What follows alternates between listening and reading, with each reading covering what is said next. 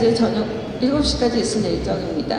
그리고 오늘 지금 행사들은요, 플라스틱 스테이션 닷넷이라는 방송을 통해서 실시간으로 방송이 될 예정입니다.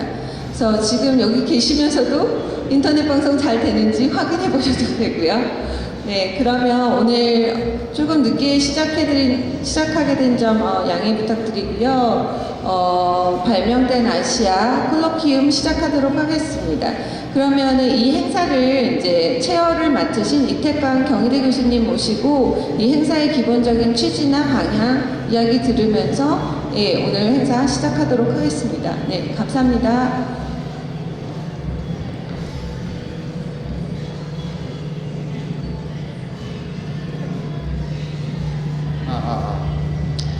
반갑습니다. 앉아서 할까요? 서서 하죠. 소개받은 이태광이고요. 이 프로젝트에 함께 하기로 했던 분들이 지금 약간 토요일을 감안하지 못해가지고 약간 교통 혼잡이 지금 걸려가지고 제대로 좀 도착을 못하고 못 오실 것 같고요. 일단 이 세션은 영어로 진행이 될 겁니다. 그래서 혹시 동시통역기를 가지지 않으신 분들은 또 뭐 이렇게 영어에 조금 불려 있으신 분들은 동시통역기를 이용하시면 될 것 같고요. 일단 이 주제를 가지고 발표하실 분은 5분이 됩니다. 그리고 이 주제를 가지고서 하게 될 내용들은 발명된 아시아라는 주제고요. 발명된 아시아의 가장 중요한 핵심적인 생각들은 아시아라는 것이 사실은 이제 발명이 됐다는 거죠. 물론 이제 뭐 모든 것이 다 발명이 되기 때문에 특별히 아시아만 발명된 게 있나 싶겠지만 사실 아시아 같은 경우는 우리가 아주 손쉽게 또 쉽게 지금 이 아시아 자체를 정체성화해가지고 아시아라 부르고 있습니다. 아시아를 아시아라 부르고 있는데 이 아시아를 아시아로 부르게 된 것은 생각보다 그렇게 오래되지 않았어요. 그것이 이제 이 발명된 아시아라는 주제 세션이 가지고 있는 문제의식입니다. 아시아라는 것은 어떻게 보면 타자의 눈에 의해서 만들어진, 정확하게 말하면 다케우치 요시미라는 일본의 지식인이 있죠. 그 지식인이 아시아를 정의하면서 했던 유명한 말이 바로 유럽의 시각으로 재정립된 것이 아시아라고 이야기했죠. 유럽의 시각으로 아시아가 만들어졌다는 겁니다. 아시아라는 의식 속에는 유럽의 의식이 있다는 거죠. 유럽 사람의 관점으로서 본 것이 바로 아시아라는 것이고요. 그럼 아시아 이전에 뭐가 있었냐 우리에게 그런 질문을 이제 우리가 한번 던져봐야 되는 때인 거죠. 다시 말하면 아시아라는 것을 의심했을 때는 아시아라는 것이 발명된 것이라고 했을 때는 그럼 아시아가 발명되기 이전에 무엇이 있었는가를 생각해 보면 아시아가 발명되었다는 사실을 명쾌하게 알 수 있을 것이라는 생각이 듭니다. 그런 어떤 주제의식들을 설명하기 위해서 또는 그것을 논의하기 위해서 이 세션이 마련되고요. 그래서 5분의 발표자들이 각자 다양한 어떤 관점으로 아시아에 대한 여러 가지 이야기를 저는 할 거라고 생각합니다. 그래서 가장 중요한 것은 기본적으로 아시아의 발명이라고 해가지고 아시아가 그럼 실체가 없는 것인가? 보통 일반적으로 그렇게 생각하실 수 있어요. 아시아라는 것이 발명이 됐기 때문에 사실은 아시아라는 것은 실체가 없는 것이 아니냐, 허상이지 않느냐 이런 이야기를 하려고 하는 것이 아닙니다. 아시아가 발명이 되었기 때문에 또는 아시아가 발명되는 그 과정 속에 있는 그런 일반적인 허상 또는 인공성 자체가 아시아라는 거죠. 그게 이제 기본적인 생각이고요. 그래서 아시아를 부정하는 것이 아니라 아시아를 다시 한번 생각해 볼 수 있는 그런 방식이라고 봅니다. 그래서 다케우치 요시미가 말했던 가장 중요한 명제가 바로 아시아는 방법이라는 거죠. 아시아를 사유함으로써 아시아적이지 않은 것과 아시아적인 것을 구분할 수 있고 그 아시아적이지 않은 것을 생각하는 방법으로서 아시아가 동원되는 거죠. 약간 좀 어려울 수가 있지만 사실은 아시아는 어떤 하나 영토적인 어떤 실체로서 존재한다기보다는 그런 방법으로서 존재하게 된다는 겁니다. 아시아를 논의하는 순간 우리는 그 아시아를 만들어내었던 그 의식, 유럽의 의식이죠. 유럽의 의식들을 돌아볼 수 있다는 것입니다. 최근에 와서 이제 이러한 생각들을 더 발전시키고 있는 지식인이 중국에 있는 왕쿠이입니다. 왕쿠이라는 지식인이 있고 한국에도 자주 왔었고 이분의 책들도 지금 한국에 많이 번역되어 있습니다. 이 왕쿠이가 이런 그 다케오시 요시미의 생각들을 발전시켜서 아시아가 가지고 있는 좀 다른 의미들을 또 파고 들어가고 있죠. 기본적으로 이 아시아에 대해서 생각하는 것, 그러니까 아시아 이전에 뭐가 있었나, 다시 말해 아시아라는 것이 만들어지기 이전에 뭐가 있었느냐를 생각해 본다면, 제가 볼 때는 중국이라는 제국이 있었고요, 그죠? 중국이라는 제국의 중심으로 한 어떤 중국을 중심으로 한 여러 나라들의 연합체가 저는 있었다고 생각합니다. 그 최근에 이안 모리슨 같은 사람이 미국의 역사학자인데 썼던 왜 서양이 지배하는가 이런 역사책들을 보면, 기본적으로 이제 많은 사람들이 생각할 때 아시아가 서양보다 힘이 약해서 서양에게 제국주의 침략을 당해서 식민지화 되었다 이렇게 생각을 많이 하시거든요. 근데 이안 모리슨 같은 이런 그 역사학자들은 이런 당연한 상식적 명제에 대해서 문제를 이제 제기하고 있죠. 그러니까 19세기 중반까지만 하더라도 전 세계에서 가장 부자였던 나라는 사실 중국이었어요. 전 세계 부의 60, 70%를 가지고 있던 나라가 중국이었는데, 왜 이렇게 부자 나라가 쉽게 말하면 가난한 유럽에게 점령을 당할 수밖에 없었는가, 왜 유럽에게 질 수밖에 없었는가, 이게 사실 큰 명제였죠. 사실 우리도 마찬가지였다고 생각이 듭니다. 구한말에 많은 지식인들이 중국 중심의 세원을 가지고 있다가 중국이 망할 거라고는 아무도 생각하지 못했던 거죠. 근데 중국이 망해버린 거예요. 거기서 오는 충격이라는 것은 정말 이제 이 세계가 무너지는 느낌이었을 것 같습니다. 그런 경험들을 하게 되고, 그것이 바로 청일전쟁이었고, 그 다음에 러일전쟁이었고, 이런 걸 거치면서 많은 사람들이 일본이라는 나라가 사실 아시아였지만 서양의 것을 빨리 배워가지고 어떤 청나라로 사실 이제 중국이죠. 중국도 무너뜨리고 러시아도 이제 패퇴시키는 그런 능력을 가졌다. 그래서 우리는 빨리 서양 것을 배워야 된다. 이렇게 이제 나왔던 일본의 사람들이 있습니다. 그 사람들은 우리는 개화파라고 부르고, 또 이제 뭐 근대적 지식인 또는 뭐 우리나라 같은 경우 또 친일파라고 부르기도 하죠. 이런 사람들이 다 뭐냐면 과거의 어떤 그런 아시아라는 세계관이 무너지면서, 그러니까 아시아가 발명되기 이전에 그 무엇에 대한 어떤 반발작용으로 나타나게 됩니다. 그래서 정확하게 말하면 아시아를 만들어낸 것이 서양이라 하더라도 그 아시아를 만들어냈던 그 서양의 것을 배워서 서양과 같은 나라가 되었다고 생각하게 된 것도 사실은 우리들이었어요. 자, 이 과정도 역사적 과정이었다고 한다면, 그런 의문들 속에서 어떻게 아시아가 발명되기 전에 아시아는 무엇이었던가, 이런 질문들은 굉장히 유효하다고 봅니다. 역사를 다시 관찰하기 위해서. 그러니까 뭐 아시아가 더 위대해서, 서양보다 더 위대해서, 아시아가 서양보다 더 잘났어 이런 이야기가 아니라, 아시아가 만들어지는 과정과 지금 같은 서양이 되는 과정들은 사실은 굉장히 변정법적으로 결합이 되어 있다는 거예요. 이걸 비교를 분리시킬 수 없다는 겁니다. 이런 생각들이 기본이고요. 그것이 바로 아시아는 방법이다라는 생각을 가지고 있는 핵심적인 명제라고 생각합니다. 그래서 프란츠 파농이 말하는 것처럼 기본적으로 아시아가 만들어지기 위해서 필요했던 여러 가지 요소들, 그것은 바로 서양적인 것입니다. 근데 이 서양적인 것이 들어오기 전에 아시아는 사실 단일한 체제가 아니었어요. 서양이라는 집단이 그걸 집단으로 볼 수 있다면, 일반적인 서양의 집단들이 주로 지정학적인 관계, 그러니까 각 어떤 왕국들 간의 전체적인 이해관계로 엮여졌다면, 이른바 이제 동양은, 아시아가 되기 전에 동양이라는 것은 사실은 무역을 중심으로 해서 만들어져 있던 경제 공동체들이었죠. 그러니까 유럽이 정치 공동체였다면, 아시아는 경제 공동체였던데요. 그래서 이제 상당히 다른 패러다임이었고, 거기서 이제 정치 공동체를 지향했던 유럽이 사실은 이제 아시아를 역사적으로는 어떻게 본다면 점령해가지고 식민지로 만들고 이랬던 과정이었다고 저는 생각이 듭니다. 그래서 그런 어떤 전 세계사적인 어떤 그런 측면에서 아시아를 바라볼 수도 있지만, 그런 세계사적인 측면에서의 아시아의 발명이라는 굉장히 중요한 주제들을 좀 진지하게 논의를 한다면, 지금 현재 우리가 처해 있는 여러 가지 문제들을 다시 볼 수 있고, 또 아시아로 지금 묶여져 있는, 어떻게 보면 아시아로 불리고 있죠. 하지만 이 아시아라는 것은 사실 하나로 통일될 수가 없는, 그러니까 여기에 지금 우리들이 이렇게 초청한 이 연사분들도 보면 굉장히 국적이 다양합니다. 싱가포르부터 타이완까지, 그리고 북경까지 이렇게 다 연결이 돼 있어요. 북경에서도 물론 중국 학자를 초청한 게 아니라 어떤 그 북경에 머물고 있는 외국인 학자를 초청해가지고 이렇게 거기에 관한 이야기들을 들어보는 그런 시간을 가지려고 합니다. 그래서 이런 그 연사들의 구성만을 보더라도 사실은 아시아는 하나로 잘 통일이 안 되죠. 그러니까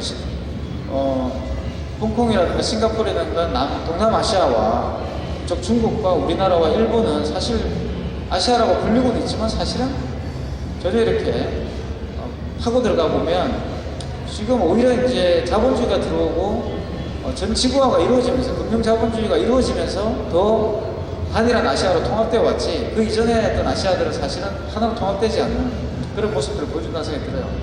거기에 대한 이야기들을 이번 주제 세션에서 할 것 같습니다. 하게 될 것 같습니다. 그리고 오늘은 각 그 세 분의 발표가 있고요.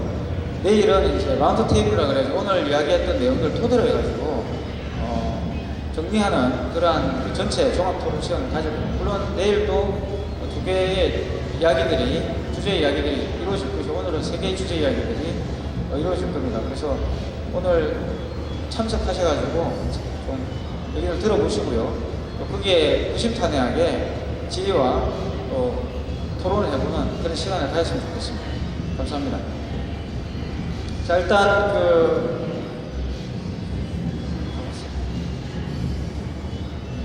첫 번째 발표자부터 발표를 진행하도록 하겠습니다.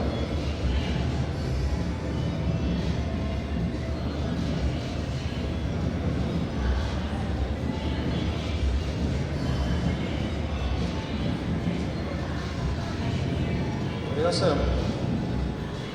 리처드.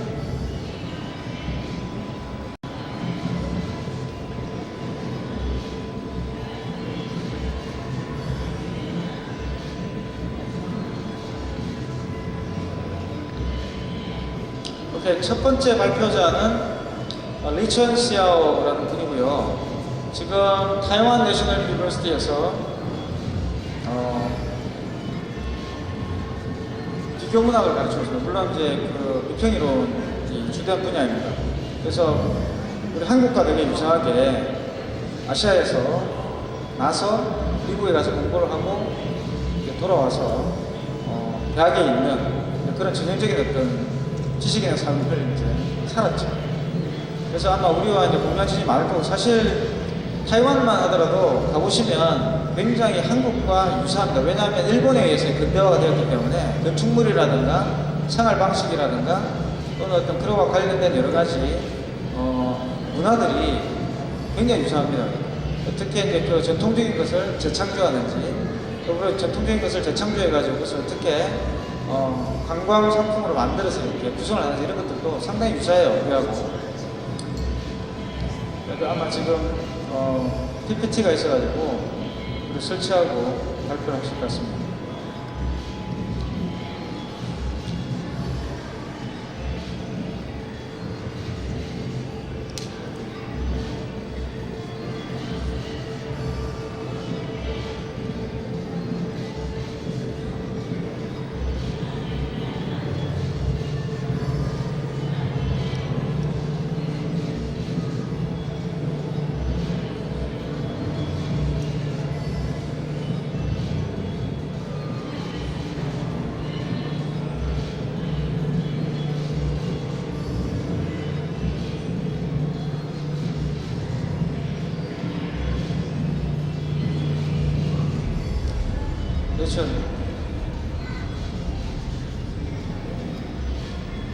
Please, please come on the stage.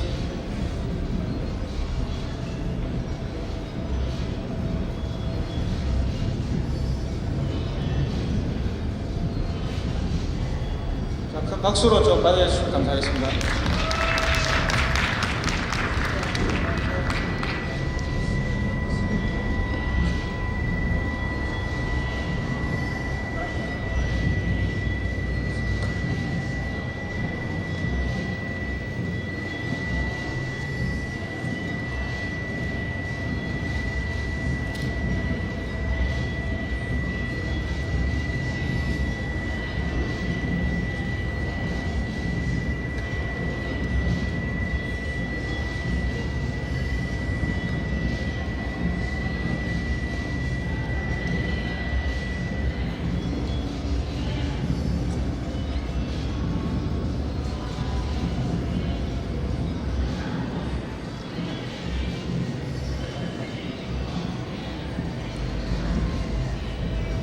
Okay, first of all, I'd like to thank the organizers, especially Alex Taekwondo, for inviting me to this event.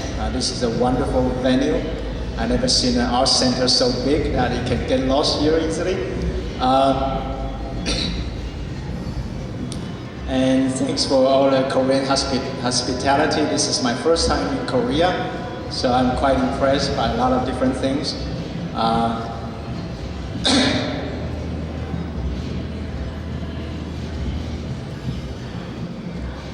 And also the location of this event, Gwangju, I think that that has some kind of special connection for me, not just for me personally, but for a lot of Taiwanese also. That the Gwangju.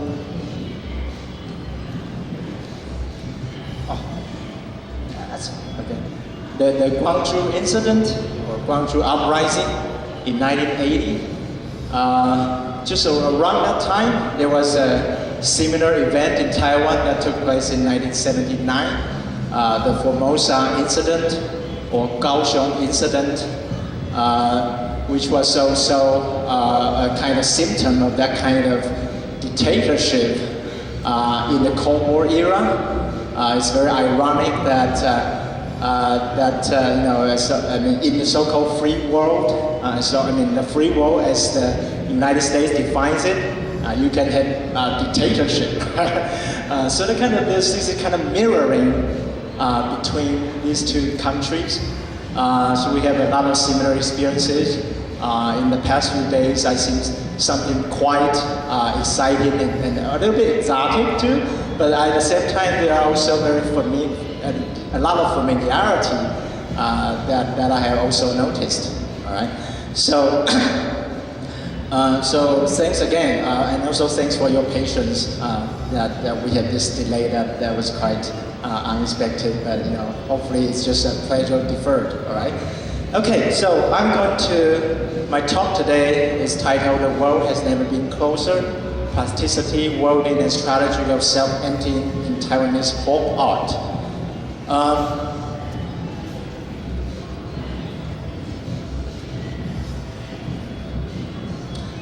This is a kind of overview of my talk.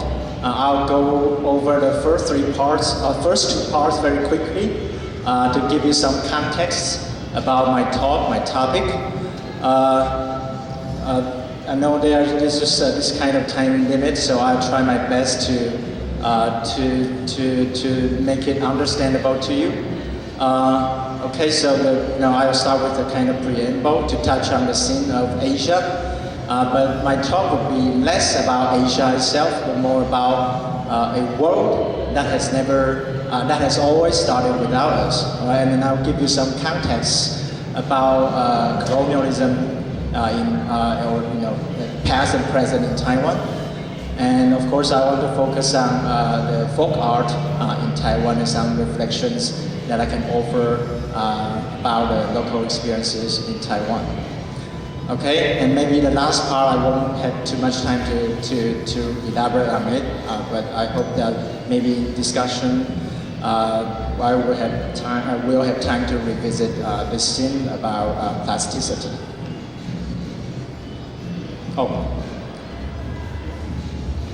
Okay, I just want to say very quickly that I was envisioning some kind of Asia without definitive qualities. But I think to be able to touch on that, I want to start with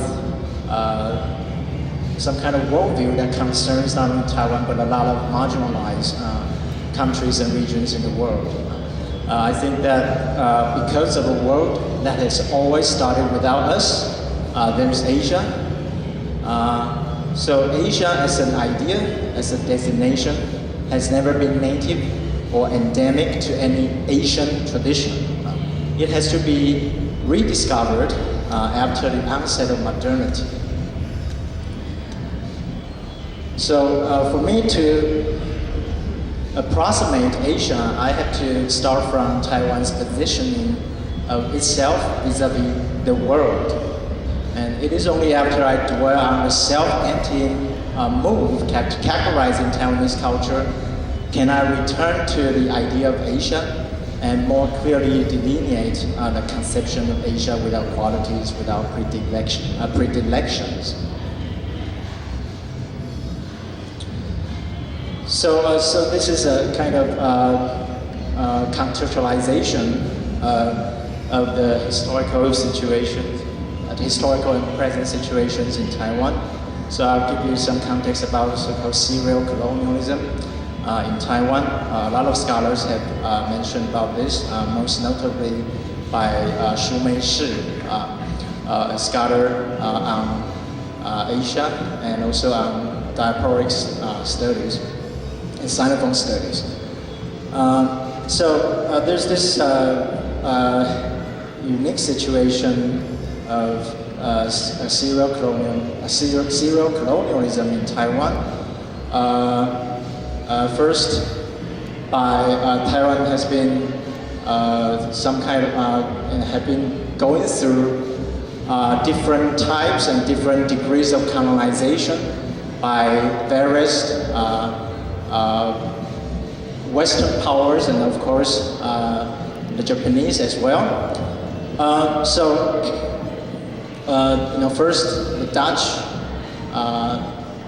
then the Spanish, the Qing dynasty, and then the Japanese, and finally the nationalist government from China, the KMT. I'm not sure if you're familiar with Kuomintang.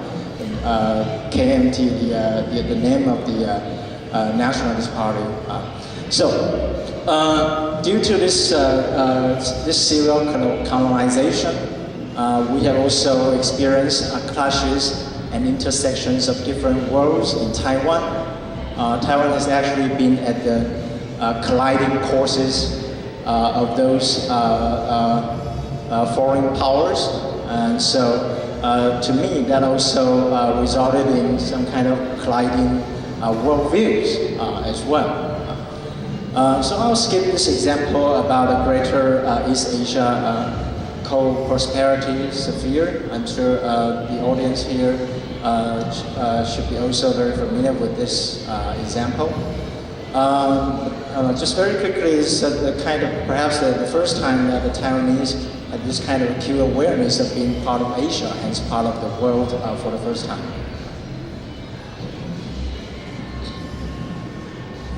So due to this kind of historical experiences and its current situation, there's this presumption about ourselves, which would be a kind of point of departure for my arguments of discussions from here out. So there's this presumption that we as Taiwanese have nothing. I think this kind of mentality or presumption is also shared by a lot of colonized peoples and countries around the world, especially in the third world, that we have nothing, that we are left behind on the invisible margins of the world at large. Even though in the case of Taiwan, we have been at the center of power clashes from without, geopolitically speaking, even until today. Of course, Taiwan is strategically very important for the United States, just like South Korea, right? Because of this experience and this kind of presumption, there's this constant dream of seeing this connection to the world outside. In Chinese, we say 无缝接轨. So this is something that is quite important to the kind of examples and the kind of arguments that I'm going to elaborate later.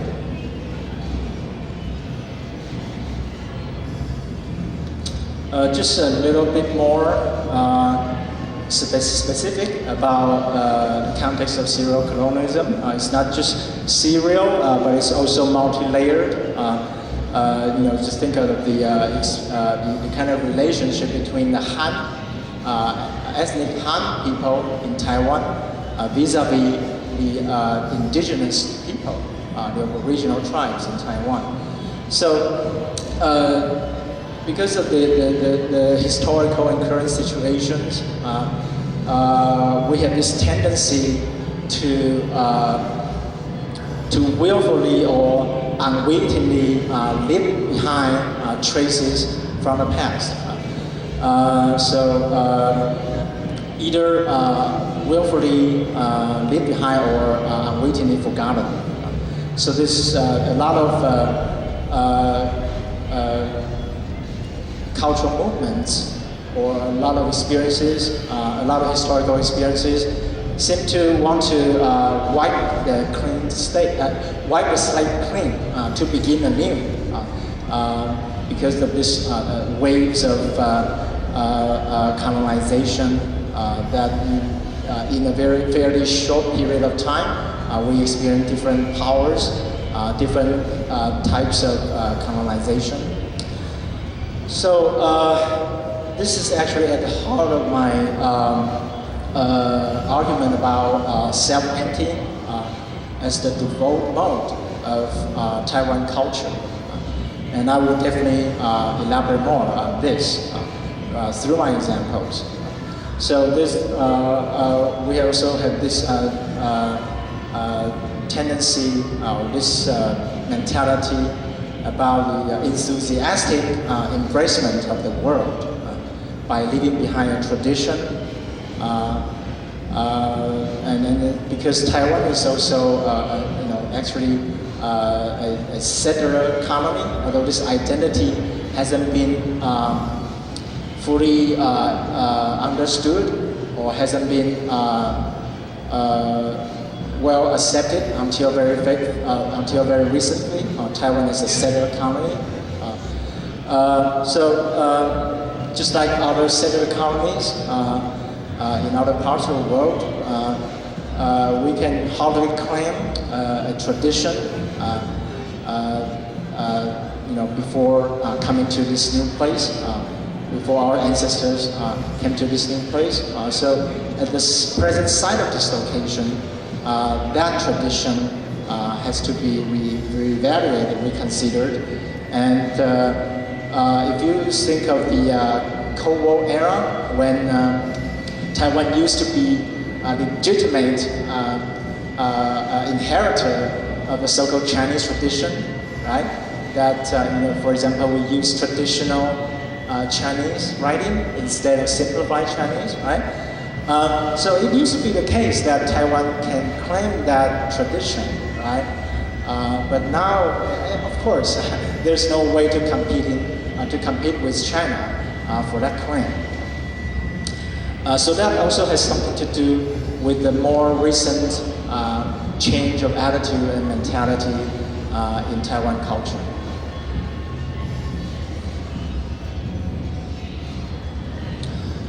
Okay, so I'd like to elaborate on some of the points that I mentioned earlier through some local examples.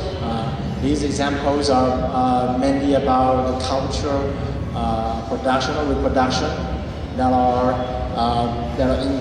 inextricably tied to that kind of enthusiastic embracing of foreign cultures in a self-emptying move that reterritorializes on the default. That is, they revert back to nuanced equilibriums of altered and reinforced modes of existence. This is some kind of heavy writing here. I'll explain that later. But through my examples, hopefully, I want to show that there's this kind of nuance between the altered or reinforced modes of existence.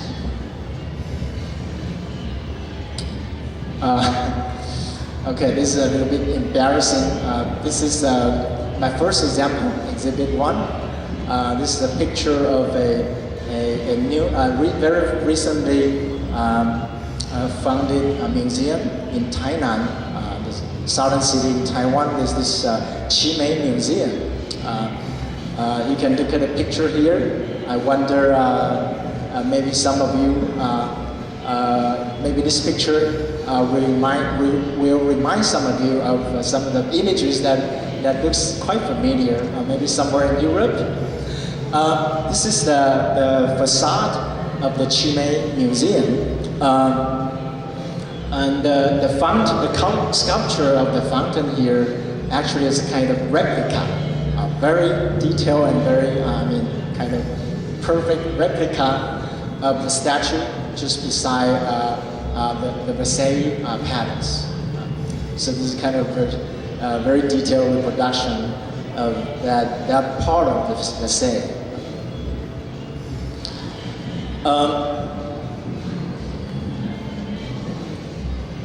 But I want to say a few more things about the example of Chimay Museum.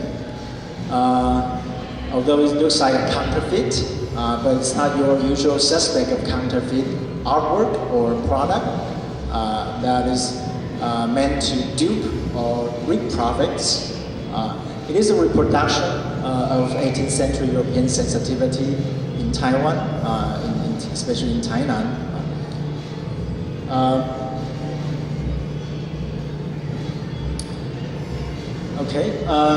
It was built and founded by an entrepreneur and designed to educate, impress, and reform Taiwanese subjectivity. It is, they didn't do that for profits. For a lot of visitors, especially students, disabled people, the underprivileged people, can go there and visit for free.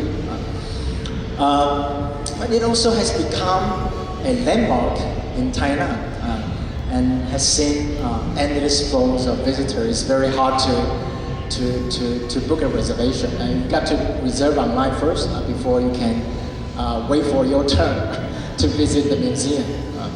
I would say most of the visitors are local people, and I wouldn't recommend you to visit there if you happen to visit Taiwan.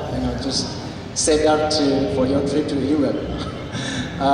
But this is a very interesting example. Hopefully, you can see that kind of contrast between this example and the following example I'm going to show you. Okay, exhibit number 2. I'm sorry I won't be able to show you the images about this example because it's in a DVD and there's no time for me to play that or any parts of that here. But this is about some grandmas in a remote mining village in northern Taiwan where those grandmas and also some grandpas took up Senba dance as a way of revitalizing their dying community. And that community basically consisted of mostly the remaining older people. So why Senba dance? That's a very intriguing case in that sense. Without elaborating on the details, I would like to draw from this example or draw your attention to this kind of seemingly unthinkable cross-cultural encounter. It's one of the more remote areas in Taiwan, and you can easily see that kind of incompatibility between that kind of place, those types of people, and this kind of imported foreign influences. I will argue that the simply unthinkable cross-cultural encounters wouldn't have been possible if the community hasn't been forced to empty itself of what it had, although they only had very little, right? And considering the circumstances of the demise of the mining industry and the ensuing uprooted population, right? So they had nothing, and so they try very desperately to have something, and it ended up to be something very radical that actually took place there and changed the whole community at a collective level.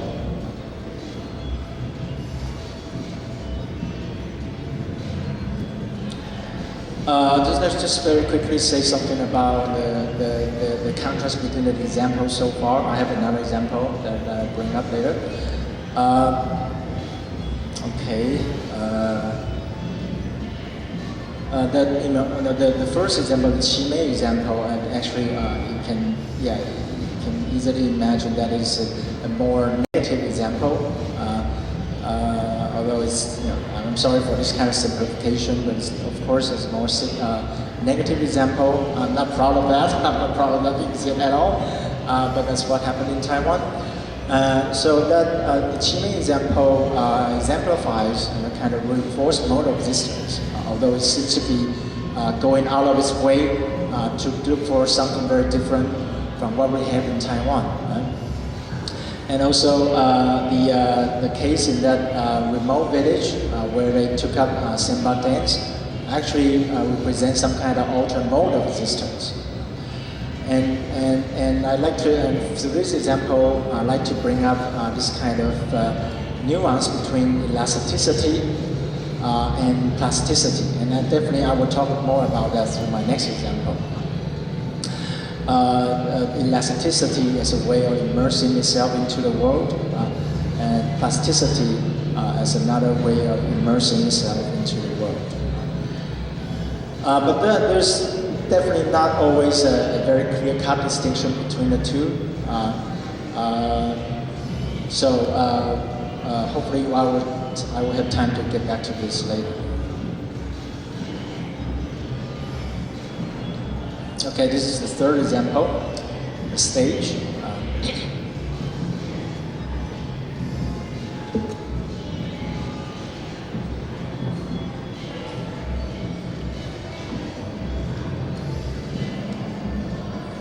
This is about the mobile stages of traveling vaudeville shows in Taiwan. Okay, it's you'll see that in the images shortly. It's very showy display of images on the stage, and that kind of occasions for overflowing rowdiness with flashy sights and sound. And through the photos I'm going to show you, I'd like to think along with you how those photos capture the stage, or how those images are captured through the stage by being emptied of its contents. So this is the first picture of the stage. I think Alex might have seen this in Taiwan, right? Okay, he's busy. Okay, anyway, this is the series of photos I'm going to show you is done by this artist, Shen Zhaodan. You see his name there. He's a journalist turned photographer, but there's something very interesting about the photos of these stages here. I will show you first the photos without much explanation, but later on the clips of the documentary I'm going to show you will explain more, and I'll add my own explanation. So let's just enjoy the photos a little bit here without my intervention here. This is the first photo. I wonder what you think about the images on the stage. But okay, let's see. This is the same image, the same stage, but at a different site.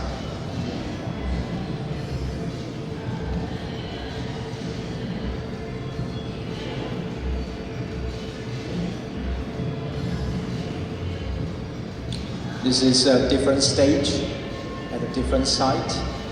The occasion is an outdoor wedding banquet.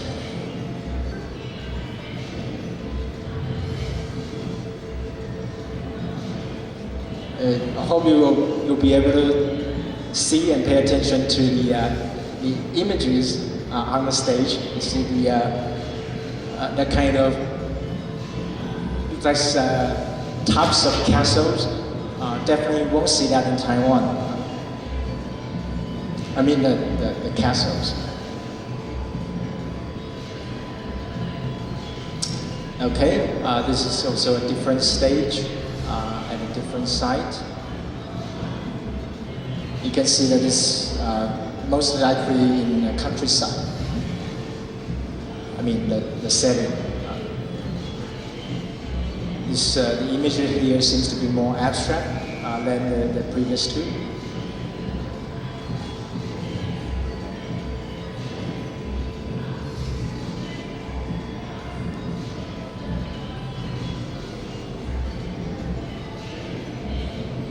This is another stage, again at the countryside, but you can see the temples opposite of the stage.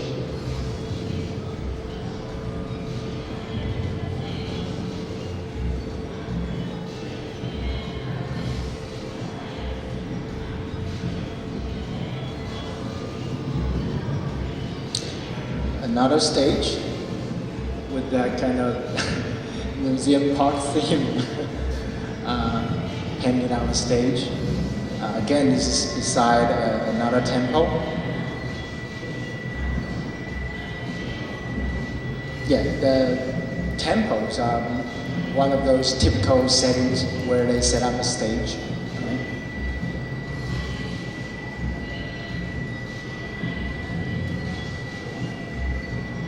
Okay, this is another wedding banquet, but indoor. It's kind of some kind of auditorium. See the pictures here, I mean the images painted on the stage definitely are not images related to Taiwan or not intended to Taiwan. The world imagined on the stage.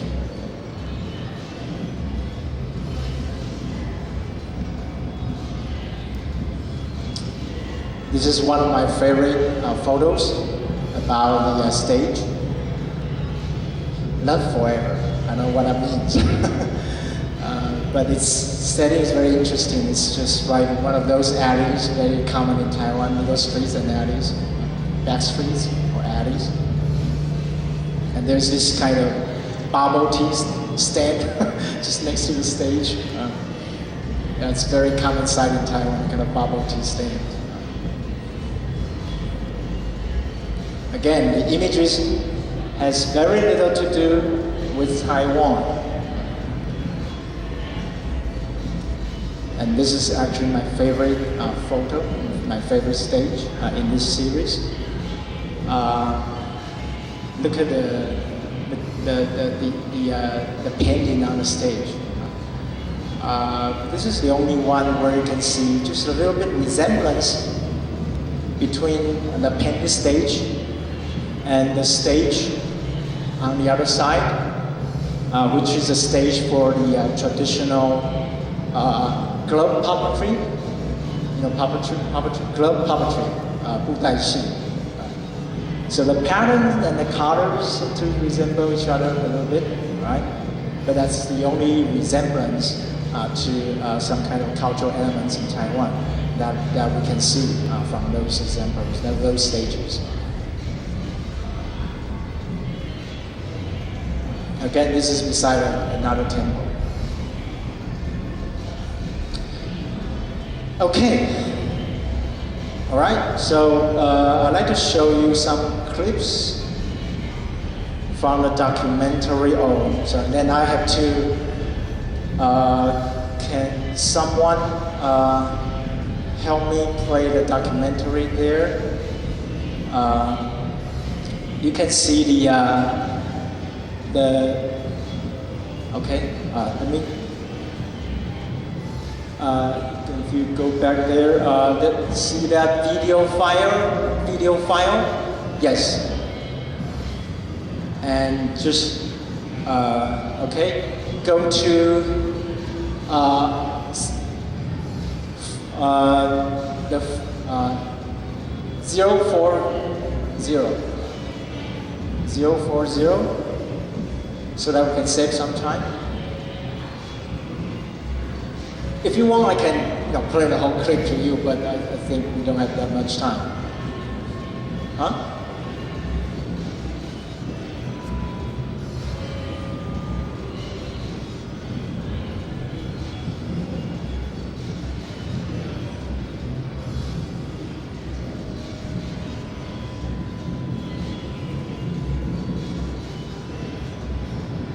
040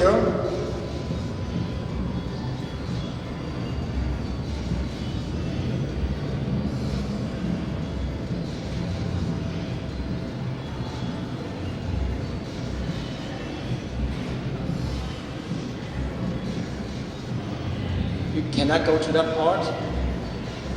How about this? Let's just play the whole documentary. It's about just 5 minutes, 6 minutes. Would that be good?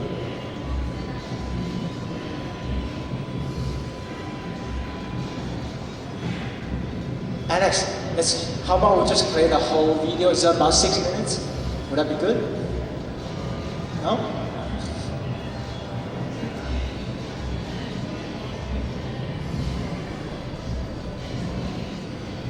Now that's the end. Oh, let's see.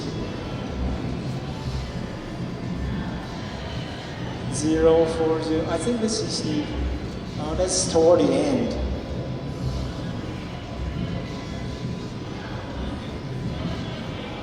If you don't mind, we can just play the whole clips so that it make it easier for you to operate.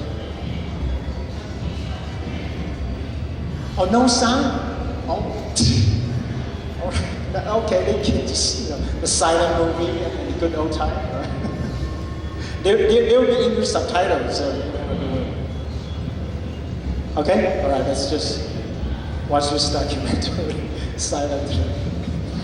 Maybe I'll explain a little bit along the way.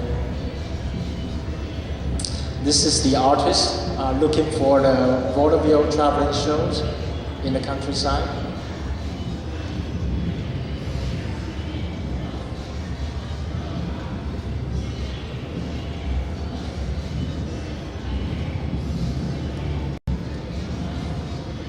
Okay, he's asking there where would the show be?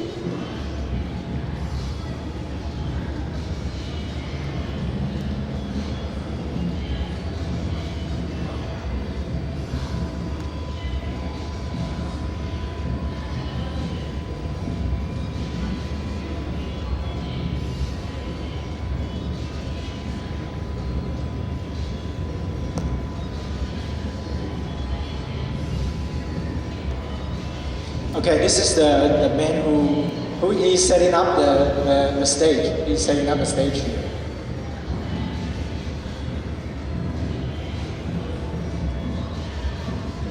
Yeah, Americanized.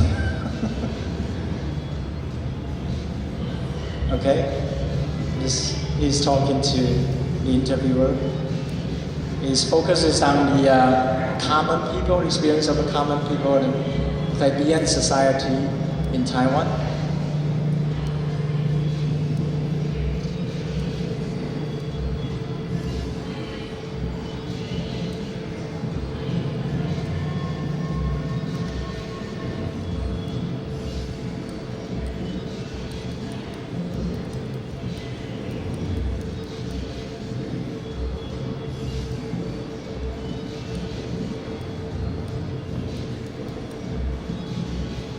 Maybe you will be wondering what would be on the stage when the show begins. I hope you won't be in shock when you see that.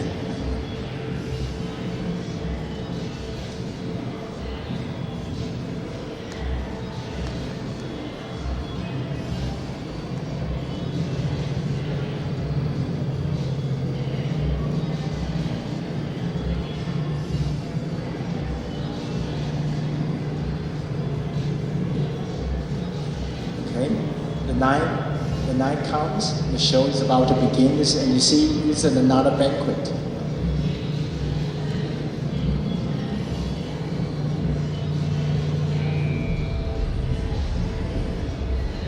Okay, he's explaining the origin of this kind of stage truck. Okay, all right, the dancing girls are on, all right. There will be, in some cases, there will be a very erotic pole dancing as well. That's the way to pay tribute to the gods or the deities. They think that they like it.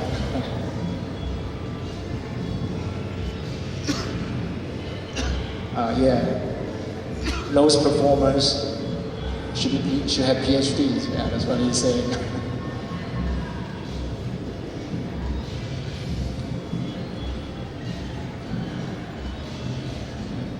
Another stage, you can see here, with different types of image.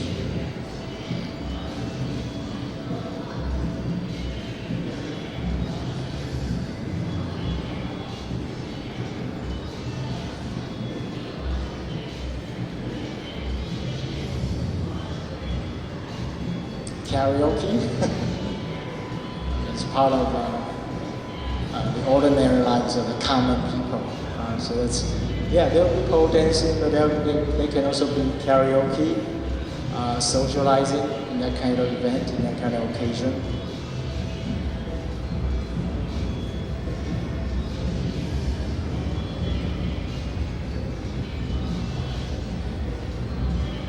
Speaking about his relationship to the object of his photography. This is the stage I mentioned earlier, Love Forever.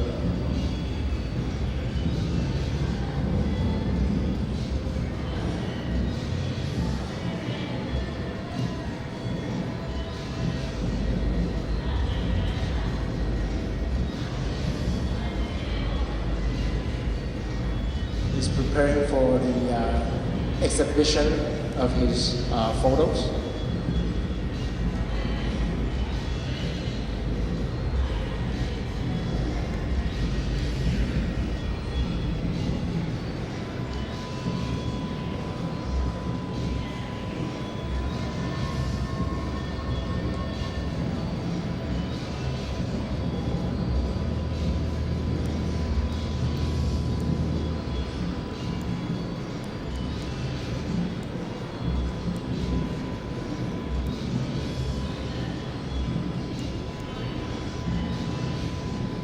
We usually can skip this part, but it seems like it's not possible, so just bear with me a little bit.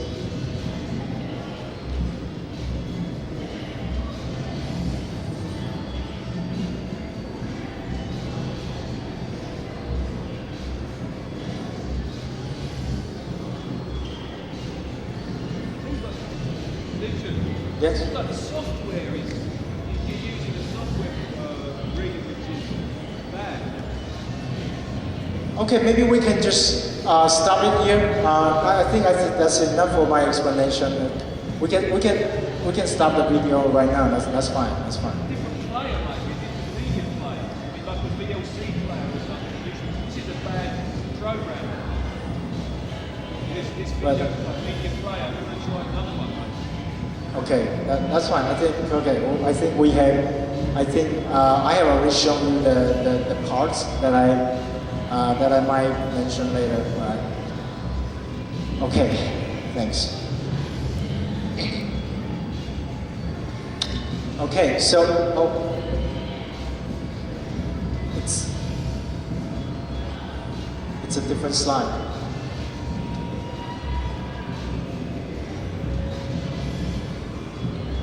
No.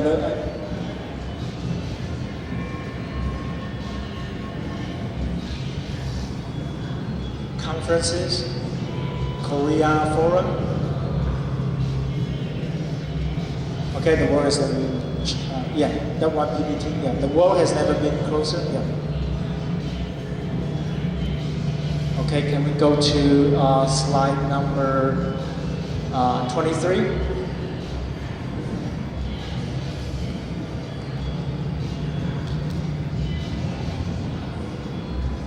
Okay, 23? Okay, good, thanks.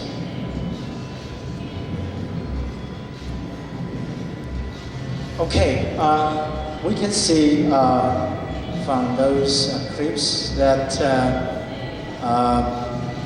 for the artist to capture the image of the common people, especially the plebeian society in Taiwan, he focuses on the stage that features little to none of the cultural characteristics or elements of Taiwan known to either the locals or the outsiders. Yet there is no denying that the stage has played an important part in the lives of the common people, or they have played their integral parts on it. Right?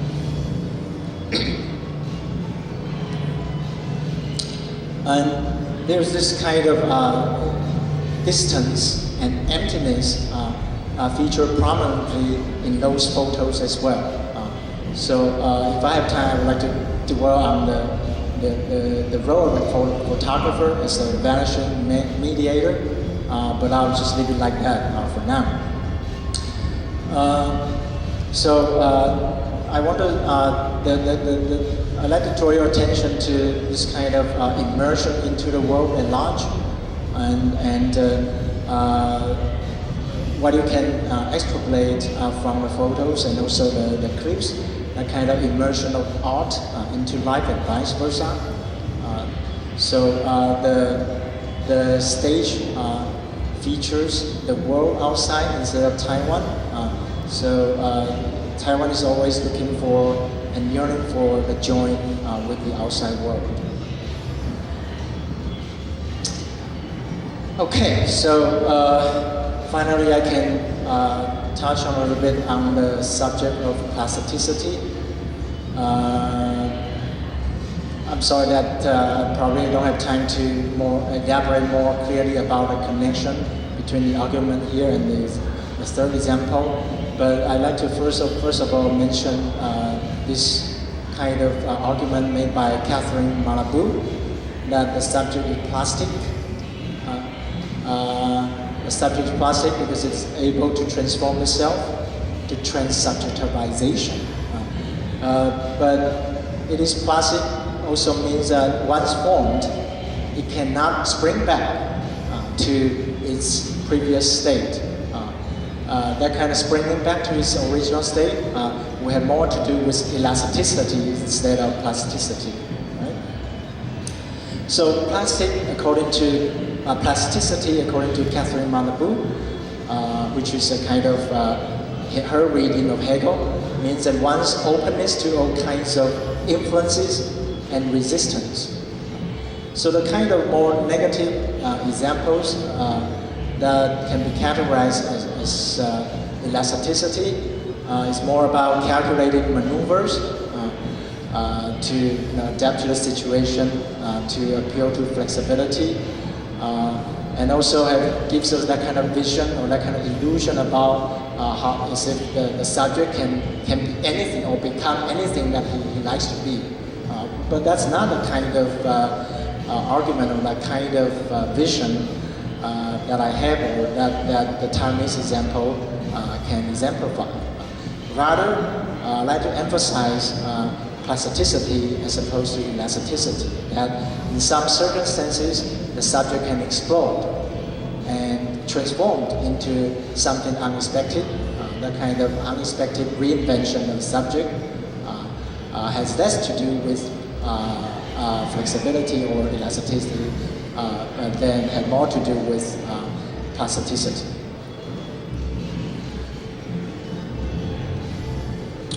So the subject is plastic in the sense that it is able to receive form and to give form. We can see from the photos of the stage or from the photo of the stage, that the stage, I would argue, is formed par excellence in Taiwanese folk art, because the stage is a projection of our desires about the world, whereas it turns out to be a fantasy world of our worlding. The stage is the world, and the world the stage, on which one must enter oneself in order to enact oneself, to immerse oneself into the world. That's about the third example. So I would like to argue that self-emptying can be considered a fertile ground for such a formalist approach, what seems to be a formalist approach, because that can lead to the moment of no comparison, which is the rare instances where one can open up an unforeseen empty space within oneself that can trigger a reformation of the subject. So plasticity involves a certain resistance that appears to be passive. I probably don't have time to elaborate more on this. Passive, inert, that appears to be passive and inert, that takes place by default. And if I have time to talk more about plasticity of Asia, I think that's a kind of, although it's a kind of tentative thinking on my part, but I think when we conceive of Asia, it might be possible to envision Asia as this kind of self-emptying concept of destination. And I to, sorry for waiting for so long, I'd like to end my talk on that note and leave the stage now. Thanks for your patience.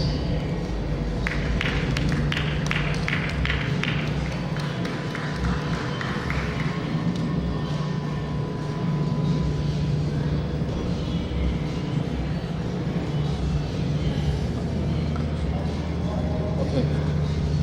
Thank you for impressive, talk about Taiwanese folk art. I've seen the kind of the stage, the documentary is so interesting. Actually, later on, you can find out the kind of documentary and where. It's released in the DVD.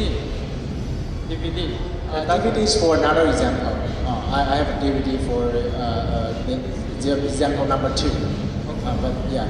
Okay, so after the interesting talk, we're gonna get to some question time shortly. So we don't have enough time. Just I think that we got 2 or 3 questions about or some comments. Welcome to everybody.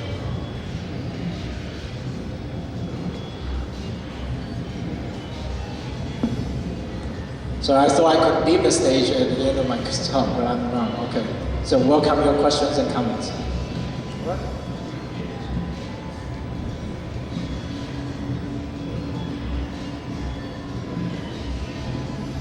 Just I'm interested in that concept of self-emptying. You could develop it farther.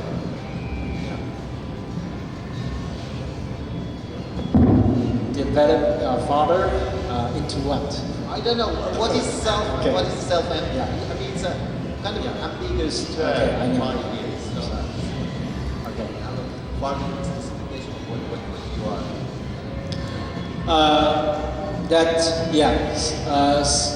Emptying oneself, in the case of Taiwanese folk art, emptying oneself in order to immerse oneself into the world. But of course, this is an illusion. That kind of immersion is a suture, but there will be a lot of traces that one cannot really leave behind. But what I'm trying to say is that, but this is a kind of, this is a gesture on the part of the Taiwanese that because we have nothing, right? I mean, this presumption that we have nothing is already a self-emptying gesture, and in order and with we presume that in order to immerse ourselves into the world, we have to kind of empty ourselves. Are we talking about some kind of self-negation here? Or? Yes, to some degree, self-negation, right? But like I said, it will come. I mean, there will come a moment when we realize that there's no way that we can just say, okay, we really have nothing, because those something that we thought we had left behind will come back and have some effect on our current, not only our current situation, but what we saw is kind of transforming moment for our subjectivity. And yeah. Okay, the background why I asked the question is that I understood it midway your lecture that it was the self-negation thing and coming back. But at the end, you have somehow, perhaps I misunderstood, but my impression was that at the end you have a slightly different approach to the same concept. Oh, It's, if you can bring up that text. okay, maybe the last slide, or maybe the last couple of slides. Oh, okay.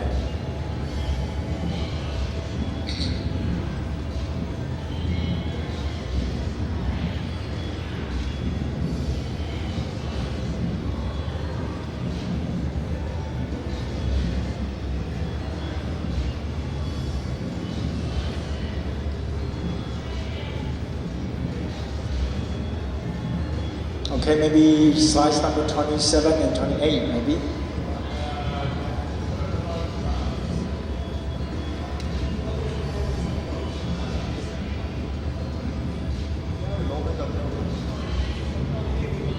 Sorry. So self-emptying as a fertile ground for such a formalist approach. Oh, okay. Oh, okay. Right. Yeah, I mean, there's a lot of things to unpack here. I know. Yeah. Okay. Thanks for bringing that up. Yeah. What I didn't have time to elaborate on is that I think a more desirable example of cross-cultural encounter should undergo that moment of no comparison. That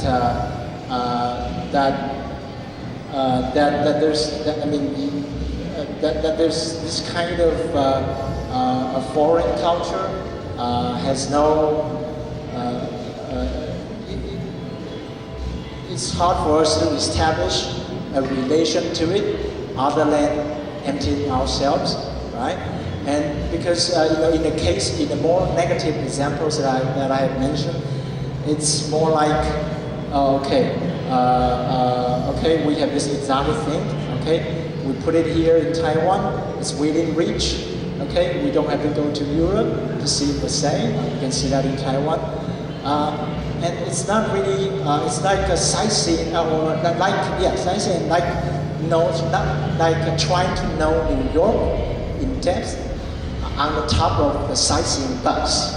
Okay, there's no, you might be able to establish some kind of comparison, okay, but if you don't go through that moment of no comparison, there wouldn't be the kind of cross-cultural encounter that I envision. That has to take place at a deeper level. In that case, we discover some kind of unforeseen empty space within ourselves, right? It's not just, that thing cannot be just readily at hand, within your reach. But eventually you will come back to earth. Of course, there's no way that you can pretend to be a sandbar dancer. Okay, so that's why in my other project I work on this notion of default, and that's kind of that kind of coming back, and you realize that there has to be some kind of dialectic, what Malabou would say, the kind of embedded dialectic at its origination. So that's a lot of different, more complex issues that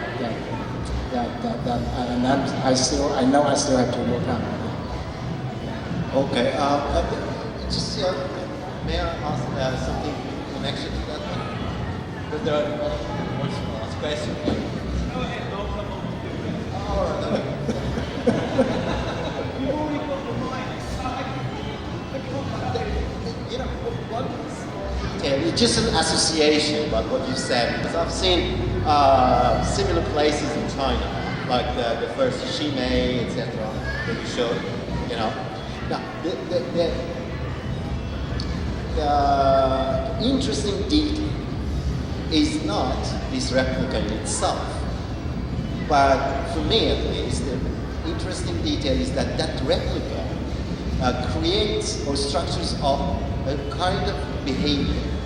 And this behavior, what I mean with the kind of behavior, is that the same persons, when they go to you, they do exactly the same thing.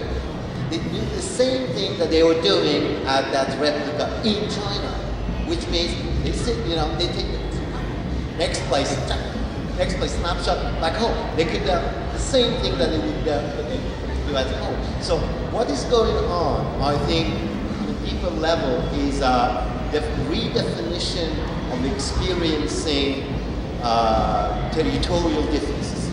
It's a re-territorialization of human experience. It's a kind of, it's a society of spectacle multiplied by two. It's just, another twist on it.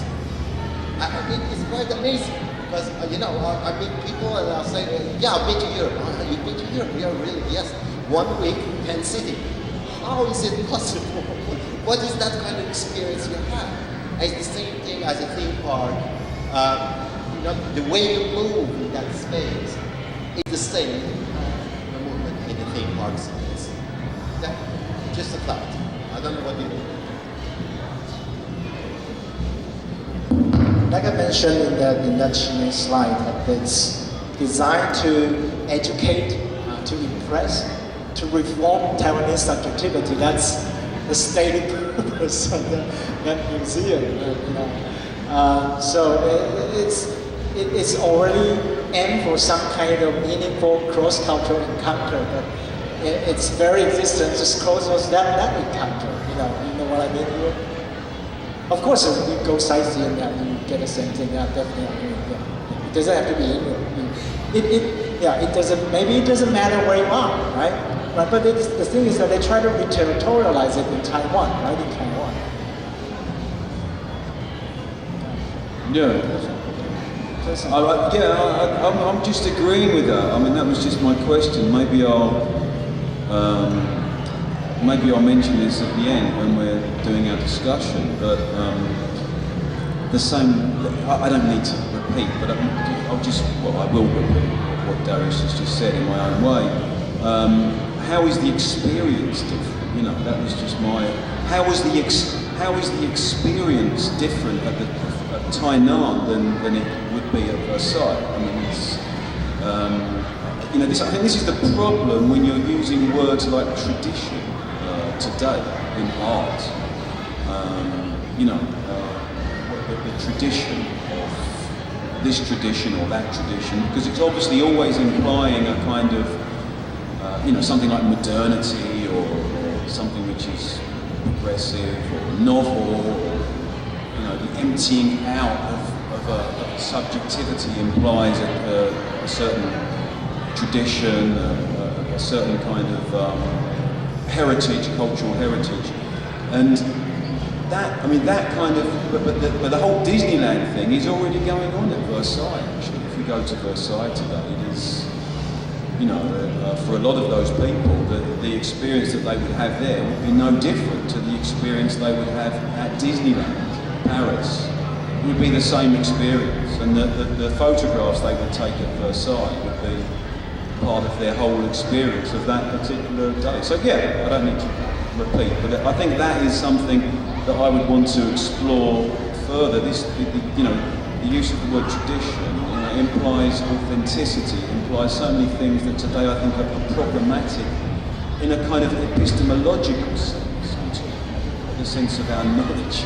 I'm not denying the fact that there is some tradition, some tradition is existing, but I'm saying in terms of how we think and talk about that. So maybe that was the point you were making. I think the example was very good. I perfectly agree with it, but I think that's something I'd want to explore a bit further. Anyway, thank you for this presentation.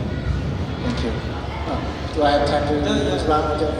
Well, actually, exactly what I'm trying to point out through those examples is that those are Taiwanese.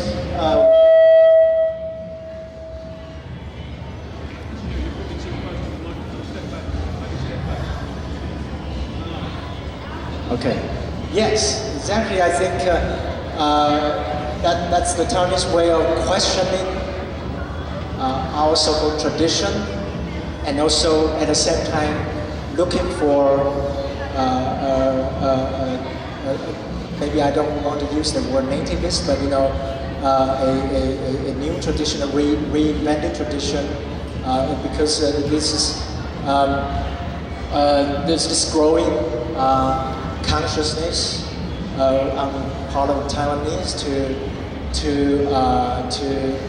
kind of distance itself from the Chinese tradition, the Han Chinese tradition, especially now. It's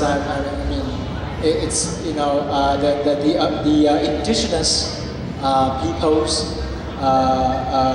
tradition, cultures have already been part of the national narrative in Taiwan. So it's being reinvented, and the more conventional and the more conventional sense of tradition, or what you might think of. You might think of Taiwanese as part of the Chinese tradition, or part of Greater China. That has already been questioned for some years, and we're still looking for a new way to redefine ourselves so that there might be a break to the previous perceived tradition. That definitely there's always that questioning of our tradition there.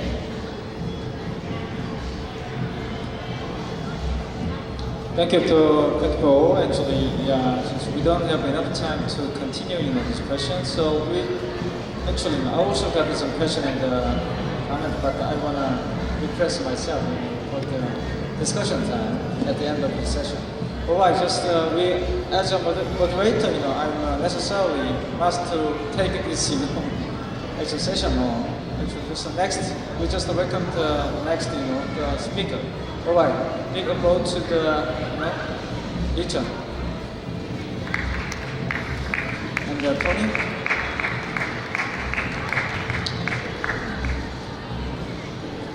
Okay, next speaker is Tony C. He actually he's teaching in the National University of Singapore. It's not the University of Singapore, it's the National University of Singapore. And he's studied in the European Graduate School. He did actually the Heidegger and a lot of the philosophical subjects. So that's actually to speak about invented Asia. All right.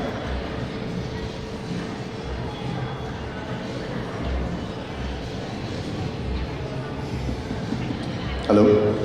Hi, thanks, Alex.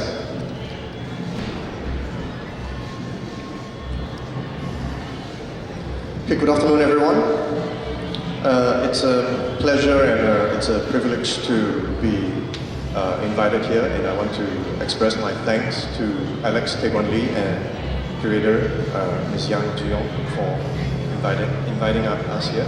Okay, so I'm from Singapore. So today my topic is Becoming Asia, a critique of Asia as a method. Okay, so I won't have any visuals here, so it will be mainly a reading of my text. Okay. So, does Asia exist? This paper argues that Asia does not exist. Although much ink has been spilled on the question of what makes Asia, relatively little has been focused on the positive aspects.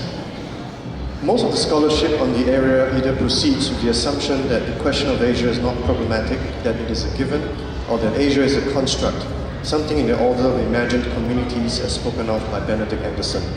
While these works are valuable in that it makes us reflect on what makes us Asia and how we are different from Europe, the question of post-colonialism is haunting. Most of these works remain in the order of transcendence, that is, they either long for a European order or now a neoliberal imaginary, which is no longer in existence, or they imagine a romantic and pristine Asia which has been lost.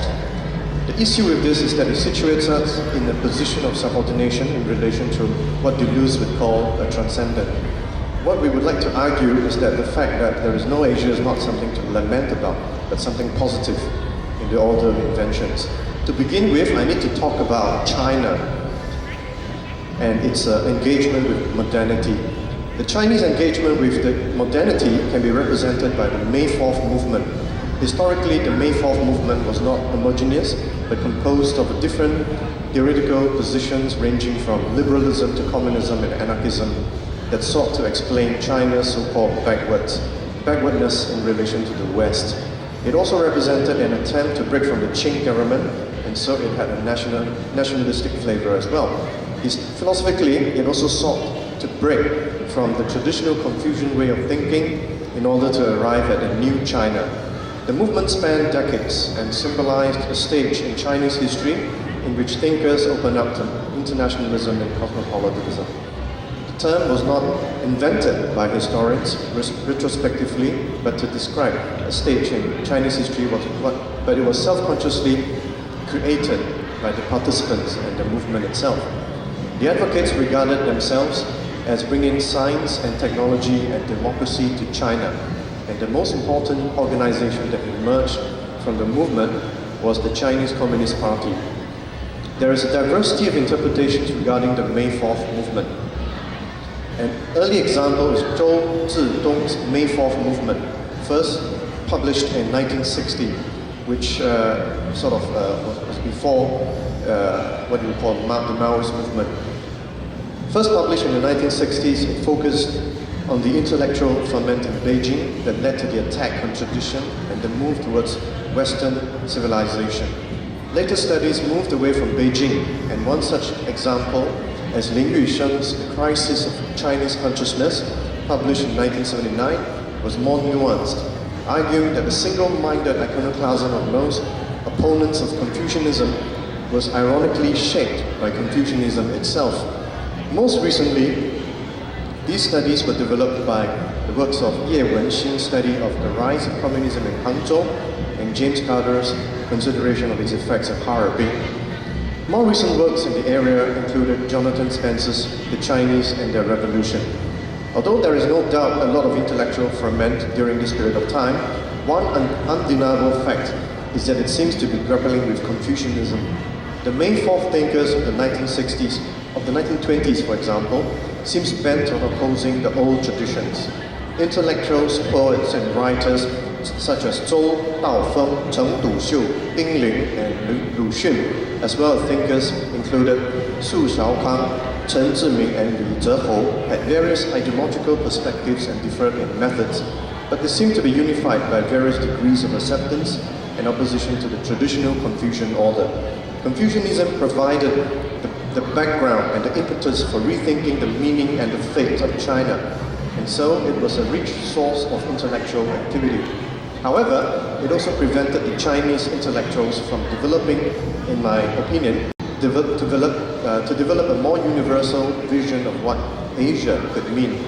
Here we are reminded of a more recent example in the works of Wang Hui. While his extensive grasp of historical facts and theoretical development is impressive, he eventually suggested a replacement of European sovereignty with a Chinese sovereignty based on Confucian principles. This suggests that we have yet to overcome the Confucian horizon. On the practical level, it is not possible to replace one theoretical framework, in my opinion, with another because although Confucianism is a part of China, is part of Asia, Asia is not part of Confucianism. The idea of reducing the differences in Asia under the image of Confucianism suggests of an attempt at intellectual colonization and will not be accepted by different nation-states and communities. On the theoretical level, the reduction of difference into an identity also seems to commit the theoretical violence that Chinese intellectuals are up against. Thus, a return to Confucianism as a means of dealing with present crises would no doubt be a regress in Hegelian terms, as it only reintroduce an authoritarian identity in place of a European one. Wang Hui's works are ironic, in my opinion, because it presents us with a view that is diametrically opposite to that of the May 4th movement. What we learn from these Chinese intellectual activities is a perpetual oscillation between rejecting Confucius and reaffirming the importance of Confucius. Thus, there is a failure to think of the universal in Confucian thought. In Asia as a method towards de-imperialization, Chen argued that we must undertake the task of rethinking our usual understanding of politics, one in which the political space is divided into the spheres of the state and civil society. This distinction is overly simplistic because it overlooks the experience of East Asian modernity in which civil society has been subordinated to the state in order to keep them excluded from politics. Chen argues that an important task at hand is to develop an additional sphere called the Mingjian, or the people's sphere, as a space of political society. The term Ming is developed in opposition to Guan, or official kingdom, or officialdom, to divide a space between the officialdom and the people, right? So Chen advocates the growth of a separate space. This is a space of subaltern struggles and is relatively autonomous from dominant institutions of state and even civil society. This is expressed in some East Asian countries, such as South Korea. where key reformers and social movements have emerged from popular people's movement or Mingjun movements that have directly helped to reconfigure the political field, precisely by grouping a variety of social struggles together into a radical oppositional bloc in opposition to the state. In South Korea, the usage of the term civil society, Sunmin Sa Ho, or citizen society, largely emerged from this bloc and is associated with comprehensive social transformation and people's struggle, rather than simply a normative or passive interest group. However, this method does not seem to be possible in other post-colonial states, where there is neither key reformers nor popular movements available, or when even oppositional blocs have been subordinated by the state or recuperated by the state. An important criticism of the idea of Mingjian as a political society is that although it is a good idea to achieve, it may sound overly simplistic and may not be applicable in different contextual, political, historical, and cultural locales. How can we create a comprehensive political force or space outside of established institutions and within nation states? However, it could be argued that Chen seems to be advocating not merely for a community that exists within a nation state, but for a political community that corresponds to the struggles of other post-colonial states. Here we can see images of a reflection of what Michael Hart would call the multitude, or the development of an empire. It can be said to be a community or a society that can find connections between different Asian states in the context of dominant neoliberal geo-historical power relations. The idea of a Mingjian sphere seems to be a proposal for a method instead of a normative sphere of influence. Guanxing Chen, or in China is Chen Guanxing, believes that this is now an urgent political task. His basic idea is that although the intellectual work of decolonization began across East Asia after World War II, it was prevented from developing during the Cold War.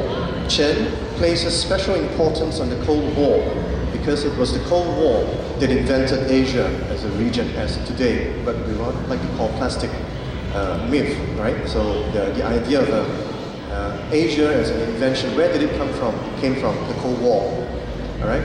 So the Cold War imposes its imperial image, or what Deleuze would want to call dogmatic image, on differing layers of imperial and colonial history, and prevented the development of local identities and histories. This imagined and constructed Asia remains active in post-colonial states in various subterranean ways. This can be seen in the image of the internal enemy, which has been invoked by post-colonial states in Asia to repress internal social movements and intellectuals that are opposed to the state. Furthermore, this can also be seen in the development of the imaginary of terror and territory, and in the geopolitical and economic alliances. All these events prevented a post-colonial subjectivity from developing in the Asian region. Critical to the success of these movements is an intellectual deconstruction, according to Chen, of the traces of the Cold War, which must be carried out simultaneously with the processes of decolonization and de-imperialization. Chen acknowledges this, and he recognizes that this can be a painful process because it demands that Asian scholars engage in a process of self-critique that is even more radical than the European ones. Specifically, he states that this involves the practice of self-critique in page 3, the practice of self-critique, self-negation, and self-rediscovery. But the desire to form a less coerced and more reflexive and dignified subjectivity necessitates it. Chen's idea of Asia's method resonates with Takeuchi Yoshimi's idea of Asia. Takeuchi Yoshimi criticized the Japanese project of overcoming Europe during around World War II because he considered Japanese society to be equally oppressive. Thus, the project of overcoming Europe by the Japanese imperial forces only seems to replace European colonialist oppression with Japanese discriminatory social oppression, which is an equally oppressive, if not more oppressive, discriminatory social structures of the Japanese colonialists. Thus, even if such a project were to be successful, as Takeuchi would argue, it will not necessarily lead to any improvement in the structure of oppression against the people. This is why Takeuchi Yoshimi does not accept Japanism as a solution to European colonialism. Instead, he associates Japanism with ultra-nationalism. Likewise, he is wary of the belief in Japanism and ultra-nationalism, which is linked to the Kyoto School, which is very radical, right-wing kind of assemblage that sort of was able to incorporate the Zen Buddhist monks, right? So, yeah, it was kind of effective in that regard. So, even if they banished Europe, Takeuchi would argue, they were not to have banished the slave structure in Asia, or what in our coming book, right, if it comes to be, it's about fascism, right? So, now modernism is fashionable, he argues, as a reaction against these European ideologies, but the structure that accommodates modernity is not problematized. In other words, Japanese intellectuals have failed, right, to really consider what can free Japan, and in other words, Asia, from the Europe which they call the master. They have only envisioned the replacement of one master with another master. Okay? So what is to be done? Takeuchi suggests that in order for Japan to be independent, it must not seek to overcome Europe as much as it must seek to go beyond Europe in a way that even utilizes the resources of Europe itself. This can be seen in his strategy of reinterpreting the concept of Asia. Takeuchi Yoshimi does not interpret Asia as a geographical concept, but as a concept that is other to Europe. Asia is the non-European. In this sense, Asia is a nominal term, as what the medievals, dance cultures would want to call, in which there is nothing that corresponds, but which resonates with it. Hence, Japan is non-Asian in this regard, and Japan can only become truly Asian when it leaves behind modernity, which is a European concept, a concept that is followed by ideas of discrimination and authoritarianism. Unlike other Japanese intellectuals, Takeuchi Yoshimi criticized other Japanese intellectuals because they regarded themselves as superior to other Asians. Takeuchi believes that Chinese modernity, in fact, for all its problems, surpassed Japanese modernity.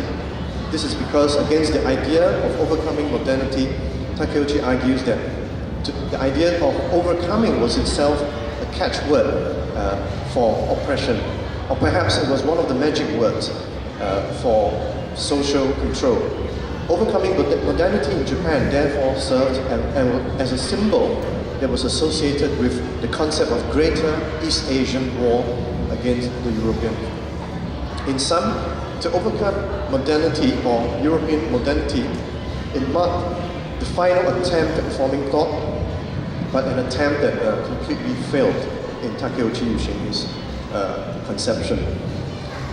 Takeuchi referred to the ideals of Rabindranath Tagore and Lu Xun in addressing the issues of Asianness. He states, rather than overcoming the Orient must re-embrace the West. So for Asia to be really free, it must not accept Europe unquestioningly. It must not reject Europe unquestioningly as well. Europe is not the enemy, right? It must re-embrace the West, but in a way which changes the West itself in order to realize the latter's outstanding cultural values on a greater scale. Okay? Such a rollback of cultural values would create a sort of a pan-European Asian, or if you like to call it a Eurasian universality. The Orient must change the West in order to further elevate these universal values that the West itself produced but have failed to develop to a higher stage. This is the main problem facing East-West relations today, and it is at once a political and cultural issue if we can look at the events in the world today.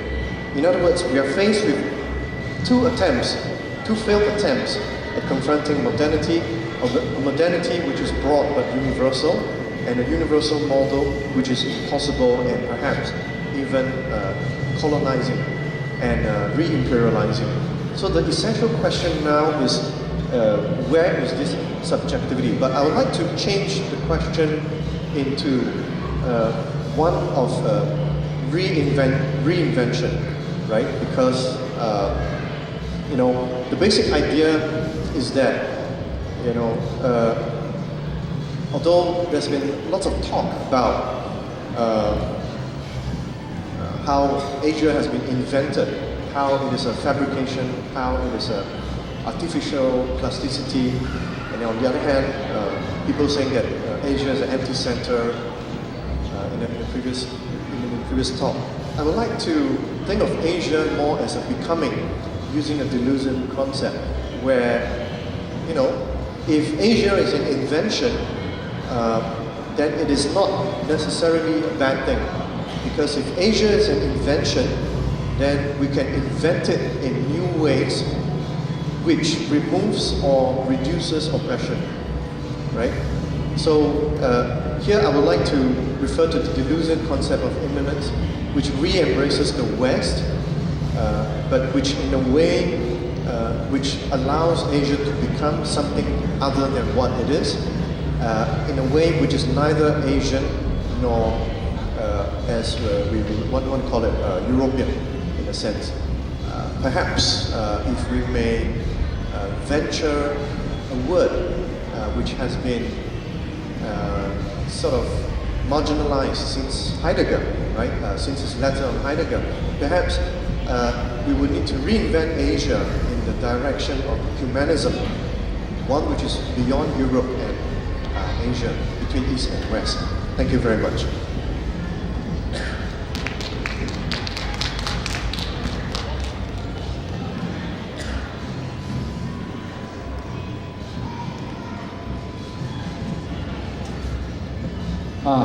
Thank you. Thank you for the impressive talk about such a lot of discourse. Is causing a lot of discourse about Asia, or some kind of artificiality of Asia, or something. From Dr. Joshimi to the Wang Hui recently. Alright, so actually we have 20 minutes for the question time. So who has anybody here to raise some question? Go ahead.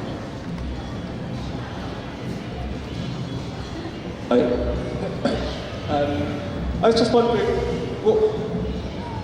I liked the this is what needs to happen, but I was wondering what you think are the prospects for it actually happening. Like,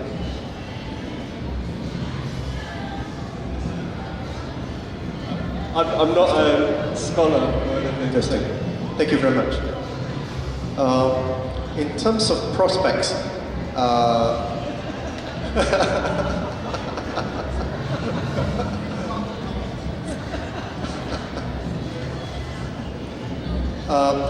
I remember in the second volume of the published by Verso, becoming, it's called The Communist Idea. I think it's the second volume, not the first, right? I can't remember. It's some time ago. I think it's in the last chapter, and Badiou mentioned that even if it's a lost cause, it's still a cause worth fighting for. And this idea is repeated in his work on Sarkozy, the rat or something like that, yeah. Prospects, what kind of prospects?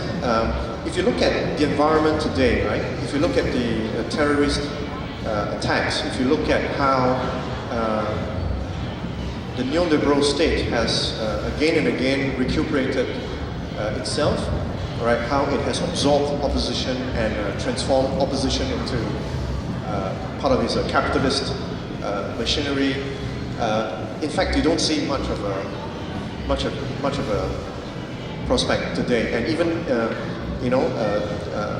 Chen, right? The idea of Asia's method. He would talk about how Asian intellectuals should engage in a project of rethinking and decolonizing themselves, which is even more difficult than European thinkers when they tried to decolonize themselves from Catholic Rome, right? From the past. The whole project doesn't seem to be possible because the university system is today already, in many universities, it is already a neoliberal, capitalist kind of assemblage or machinery. So I'm sure there are exceptions to it, but so if you look at it in terms of prospects, in terms of quantity, right? I don't think there is much of a prospect. But however, having said that, we need to take into consideration the idea of polarization or extremification. Because if you look at the Occupy movements, right, the Arab Spring and the People's Movement, which has been growing in maybe Hong Kong and Taiwan, you find that there are prospects, but not in the traditional way that we have envisioned them, right? In a traditional way, in a party politics system and things like that. So there are intimations of a new arising, right? But we are still not sure what the shape of this whatever community will look like. But Chen has a point which I find which is worth excavating, and it is the idea that it might not be a nation state kind of so it is not necessarily a Gwangju uprising, not necessarily a Tokyo uprising, but it is a sort of a new linkage between different decolonized states, which is intimated in Michael Hart's idea of empire and multitude. So at the moment, this seems to be viable, right? But I think the most important thing is not to lose hope, right? Because when you look at the information around you, history seems to repeat itself, right? And the second time as fast as Marx would want to call it, as it is, we're already bombing Syria, right? At the moment, so it seems to be a repeat of the event in bombing Iraq. You know, so it's bombing and then the growth of terrorism, bombing and then the growth of terrorism. So there's a repeat of that. But in the meantime, people suffer, right? People suffer. So on the one hand, there's a lot of it's quite bleak, right? So the prospects is not there, but at least we have maps, right? So long we mustn't give up the maps, but because to give up the map is really to have no prospect at all. Right. So we need to maybe tell more people about the map, because so it is sort of like having a map, you know, in a bottle, and then you just throw it into the ocean. And, you know, there's hope in this regard. Yeah. Thanks.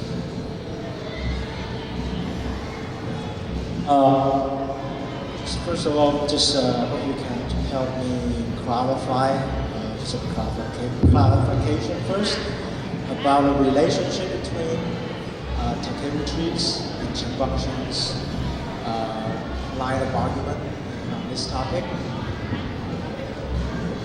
Can you hear me? Oh, okay. Just a clarification between the relationship, clarification of the relationship between Chen Guangxin's and Takeuchi's work, especially on the line of along the line of Asia's method. It seems to me that Chen Guangxin is repeating some of the argument. I don't know if it's fair to say that.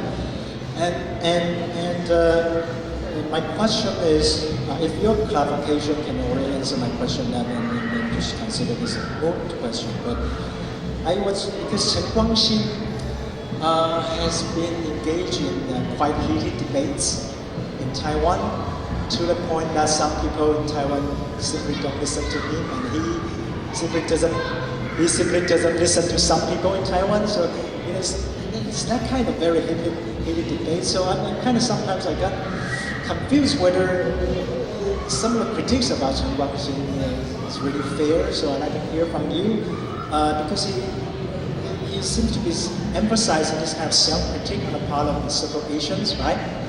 Sorry? Okay. The self-critique, you also mentioned that, right?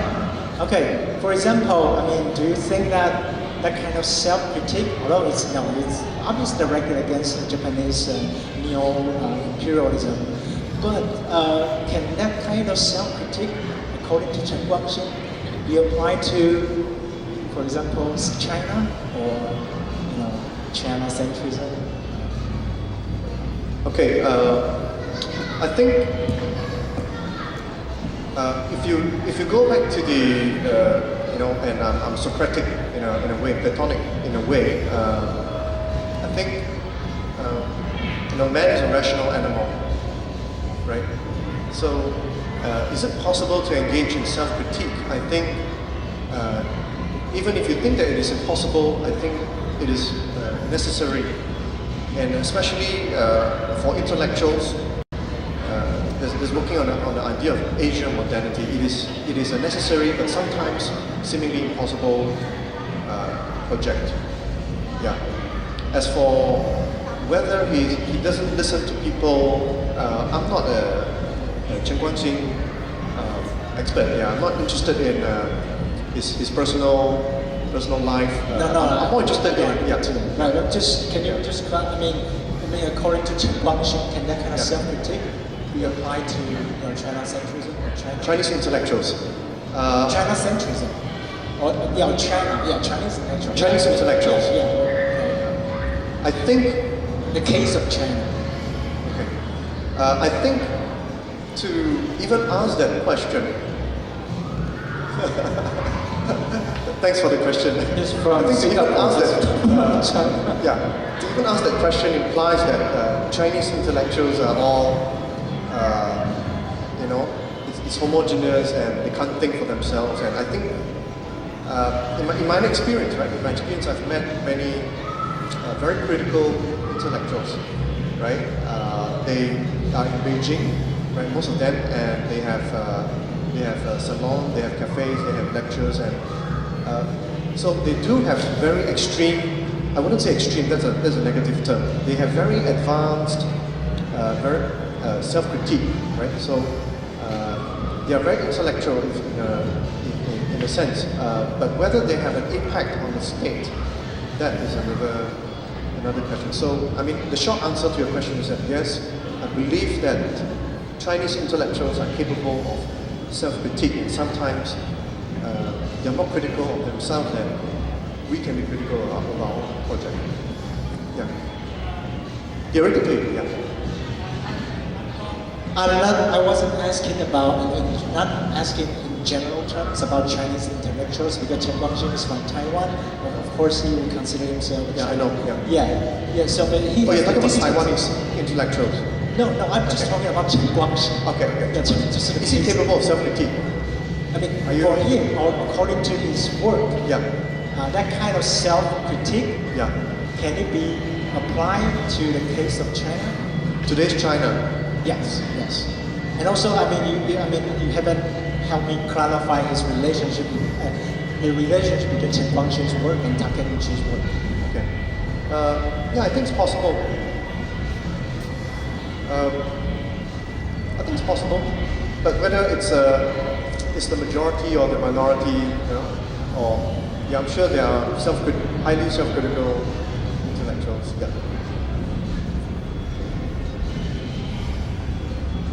All right, Jason. Yeah, thanks for the talk.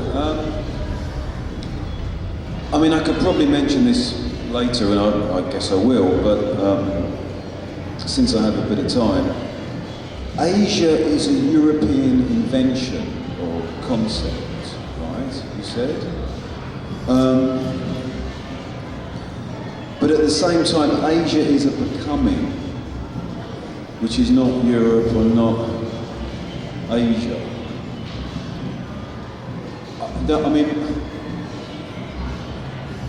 Would Europeans have a problem with that? I mean, there's colonialism, right? I mean, would that necessarily? It seems that it's kind of they're both consistent with one another, those statements. I mean, would that? You agree with that or not? Which European? Well, the idea that there's a becoming which is not simply Asia and not simply Europe. but at the same time, Asia is a European concept. I mean, why would that be a problem for European? The becoming that you're talking about, would that be a problem for Europeans? Which European? Well, any Europeans that had an interest in inventing Asia. Do you not see what I mean? I mean, the becoming that you're talking about, it doesn't seem to be in contradiction with the idea of a European concept of Asia. I mean, you could square them. You could equate the two things, surely, or not. I don't know. It didn't seem clear to me. Does it you? I don't know. No, you I mean, I don't know. I'm just throwing that out there.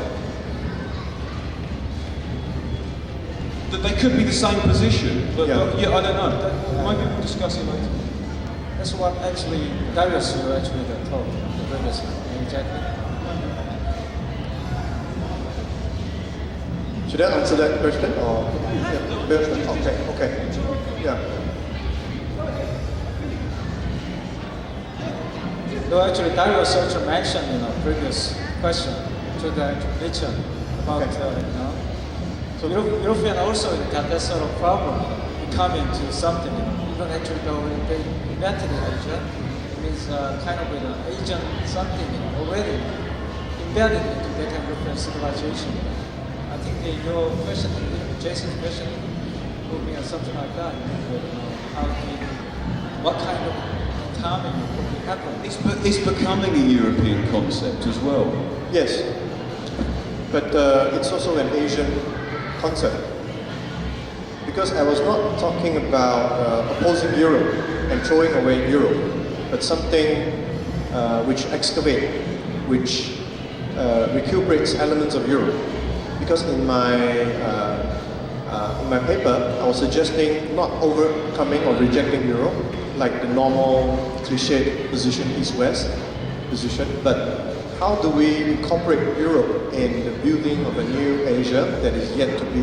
So in that sense, it is a becoming Asia which tries to escape the invented dogmatic image of Asia with a new creation. Yeah, in that sense. So I'm not saying that Asia doesn't exist. All I'm saying is that the image of Asia needs to be rethought, right? So, but actually, as a moderator, I'm gonna some question about that a little bit. If you said just Asia invented, but actually Asia is not does not exist, but it's not kind of present tense. What I mean, Asia didn't exist. Yes. But actually, Asia wasn't there, but now Asia exists. Yeah. That is, I think that is a big question, Yeah. for all of actually the kind of people. But don't get me wrong. I think Chinese, the Chinese. That's why the May 4th movement exists. The Korean people exist. But Asia, as a collective, it is sort of like a malleable concept which changes through time. For example, Singapore is Southeast Asia, right? In relation to who are we in the South, right? To the Australians, we are North, right? But the Australians would regard us as Southeast Asian. So the use of the word East Asia, Southeast Asia, all these terms have they still have a European. They still see things from a European perspective. So we can't reject that. We can't just accept that uncritically, right? Which is the two usual cliche positions. So I was thinking, how can we move beyond this dialectic between these two? Yeah. Well, we can either accept that concepts are European or Asian or have an identity or are historical, or we can not accept that. We can accept that concepts are just concepts, right? But if you are talking about some kind of politicization of Asia, which it seemed to me through your presentation you were, then we have to look at the concepts that we are using and that are helping us to obviously politicize the Asia or the Pan-Asia, whatever geopolitical entity you're talking about. If you want to take that approach, or we can just accept that concepts are not European or whatever. But we can't do both at the same time. Yeah, we can't do that. It Because, seems to me. because the concept of Asia has Greek origin, so it has a history behind that. And even Hegel and Kant, all the way to Hegel and Kant, they have already a concept of Asia, and we have sort of inherited that concept. So you can't just reject that. You can't just accept that. So scholarship has been between these two positions all this while. But these two positions are not reflective of what's happening in Asia now. So we need new concepts too. Because if your concept is not clear, it's a Spinozoic idea, if your idea is not clear, the less able are you to have a control over things, right? Yeah. So it's just about, in the end, it's about clarifying concepts, trying to clarify using images, right? What is essentially heterogeneous or changing or different. Yeah.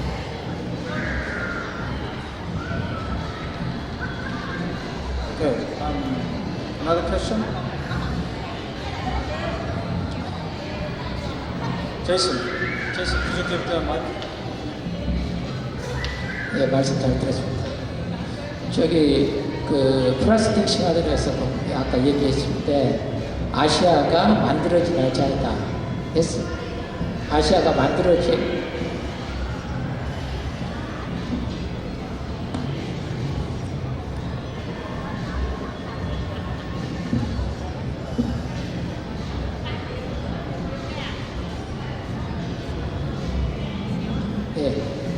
아시아가 만들어진 아시아다 했을 때 그 개념은 우리가 유럽에 대우해서 아시아가 식민주의 시절, 그러니까 냉전 시대에 그때를 중심으로 해서 얘기한 것 같아요. 근데 지금에 있어서 아시아라는 개념은 제 생각에 아시아라고 묶을 수 있는 지리적 여건은 가능하나 정치적이나 경제적인 면에 있어서는 아시아를 한 카테고리를 느끼기는 굉장히 어렵다고 보고요. 아까 우리 발제자께서 말씀하신 대로 그런 아시아, 만들어진 아시아 개념이 현대에 있어서는 새롭게 해석이 되어야 된다. 그 점에 대해서 저는 동의합니다. 그랬을 때 과연 제 생각으로는 아시아라는 개념보다는 오히려 이제 지금 그 신자본주의가 세계에 이렇게 널리 퍼져 있는 가운데 아시아라는 개념보다는 오히려 경제적인 그 강대국과 그러니까 제국주의, 경제적인 제국주의와 그렇지 않는 세력 이렇게 구분하는 새로운 아시아 개념이 필요하지 않을까 여기에 대해서 어떻게 생각하시는지.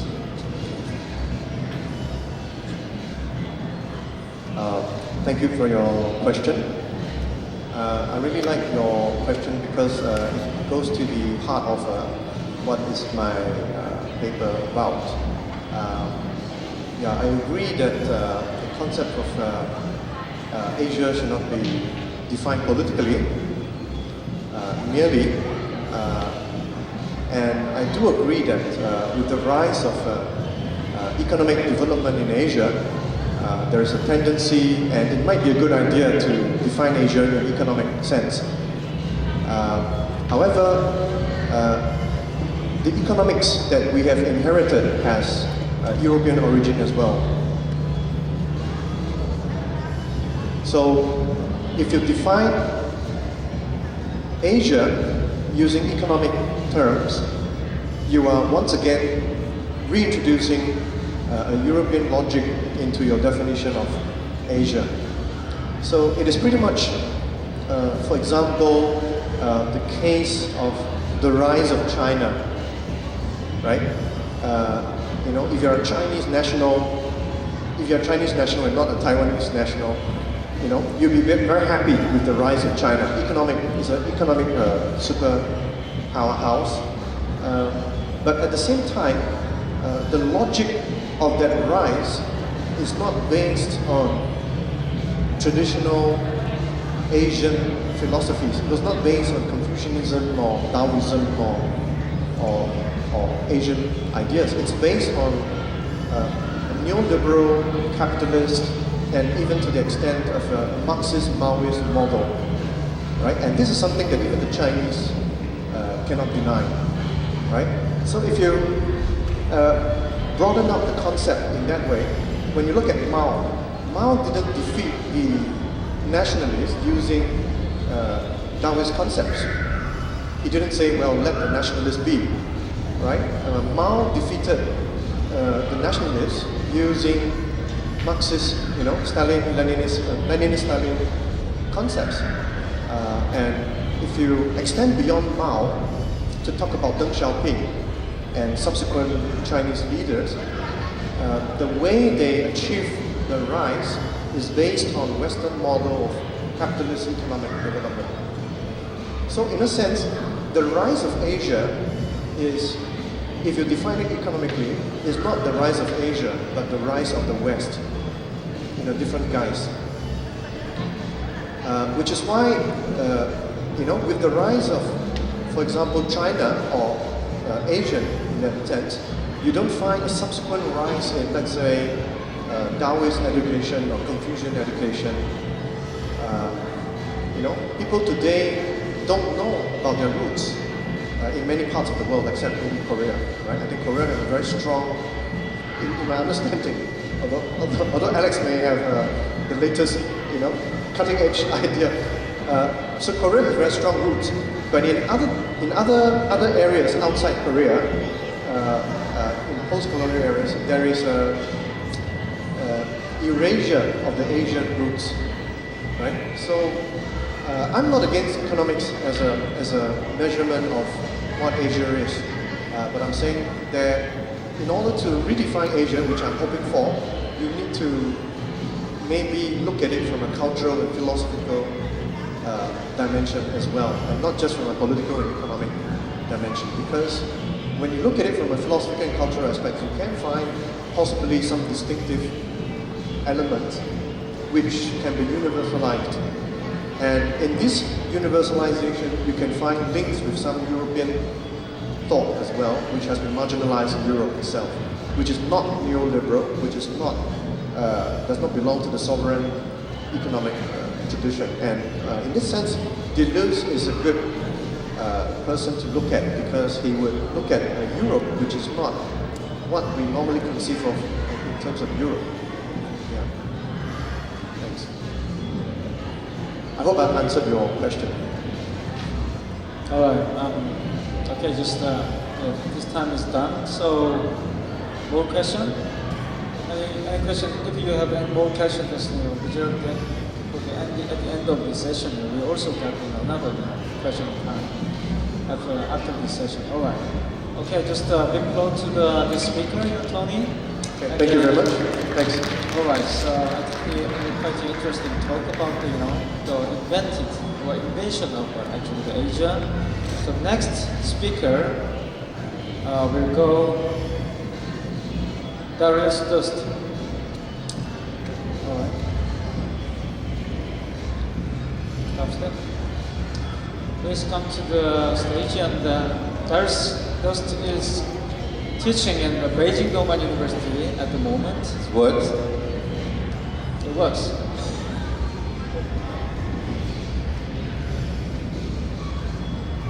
You're talking about naming things, right? Asia, Europe. What is it? It's a big convention, a conference.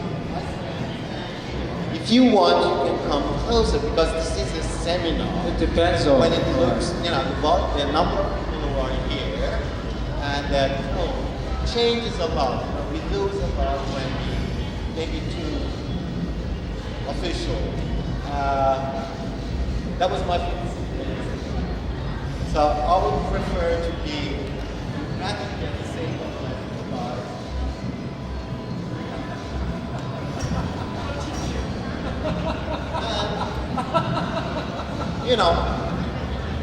you are the one who knows. I'm the one who wants to know. So I just start something, Yeah, sometimes I will move this microphone too, because I want to interact with the noise in the environment itself. I think there's some meaning to it too, right? That we have this noise, and we have ladies over there meeting. And yesterday when I heard that, I said that, oh God, we are going to be guillotined today, because during the French Revolution, when they had the guillotine, and they had picoteurs around, sitting there and bleeding when people were bleeding. I don't know, we are both victims and executioners, perhaps. So, all right, that feels much better, right? Let's see. I prepared a lecture, but sitting there, I was thinking if I should just give that lecture mechanically, or if I should revise the whole thing radically. And I think I started with this thing to see how I feel about the whole thing. That was a kind of revision of the setting here. And since critique goes for me hand in hand with self-critique, then I have to revise my own talk too. So let's see. I had some kind of title like Rigid Designator and the Can of Coke, something like that. I'm going to start with explaining what I meant. Rigid designator is a term taken from Saul Kripke. He's an American philosopher, and he was used by people such as Jacques Lacan, David Earle back in the 70s. I'm a Lacanian person, so I try to avoid mentioning anything complicated or mechanical here. So anyways, a rigid designator is very simple. It means that there are certain elements in the language which cannot have only a signifying function. What does it mean? It means like that for him, written example is proper names. So Aristotle, or no, let me take another example. Kiefer, German, Anselm Kiefer, German painter, who painted, what's the name? Your blonde hair, Marguerite, most famous, iconic paintings by Anselm Kiefer. If Kiefer hadn't painted that painting, would that have changed that Kiefer was Kiefer? No. Kiefer continued to be Kiefer. So his proper name doesn't correspond to a cluster of qualifications, regardless of the mode of qualifications. Description or explanation doesn't matter. This point, this element in the language is a rigidly designate an existence with no qualifications. All right? Like a man without qualities. Now, two considerations. The first one is when you enter into the Chinese language sphere, Chinese society, the proper name doesn't have the same function, seems to me. So that is the first problematic issue. I would love to know what you think of that. Chinese-speaking people around here anyway. But the second one, which is more relevant and more important to myself, is that a rigid designator actualizes another dimension. That dimension is naming, the act of giving name to someone or something. Now, I think the question of Asia in connection with visual representations in general and artistic practice in particular. It's rather related to this dimension, the question of calling. You know, in European languages, and it's not, I don't mean only Europe, name calling has an aggressive undertone when you name call someone, right? At the same time, even a name, calling someone some name is an act.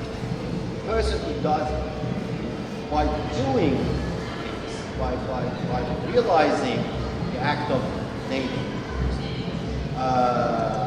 ascribes itself certain authority, certain rights. In other words, it's a dimensional power. All right. Now, Asia, until not so long time ago, Hegel, he talks about old time. He talks about Asia. He's talking about India, mainly.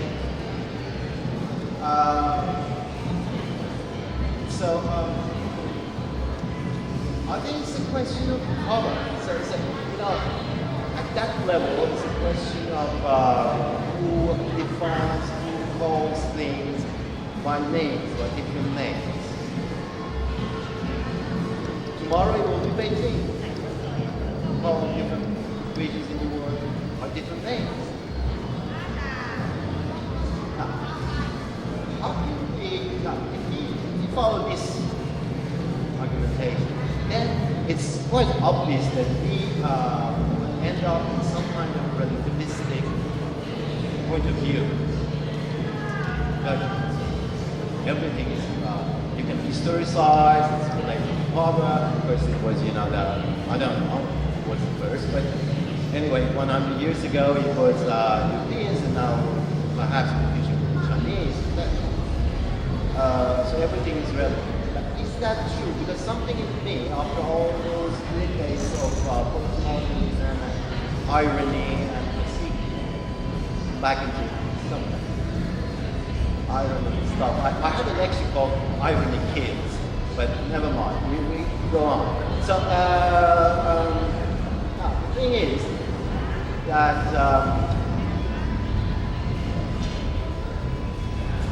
somehow I would like to have some kind of more stable solution or answer to this question of name.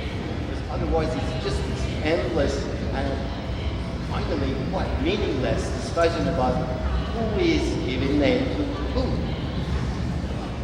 And I don't know, perhaps we need to, 2015, perhaps we need to go back to some kind of basic pseudo-naive discussion and just say,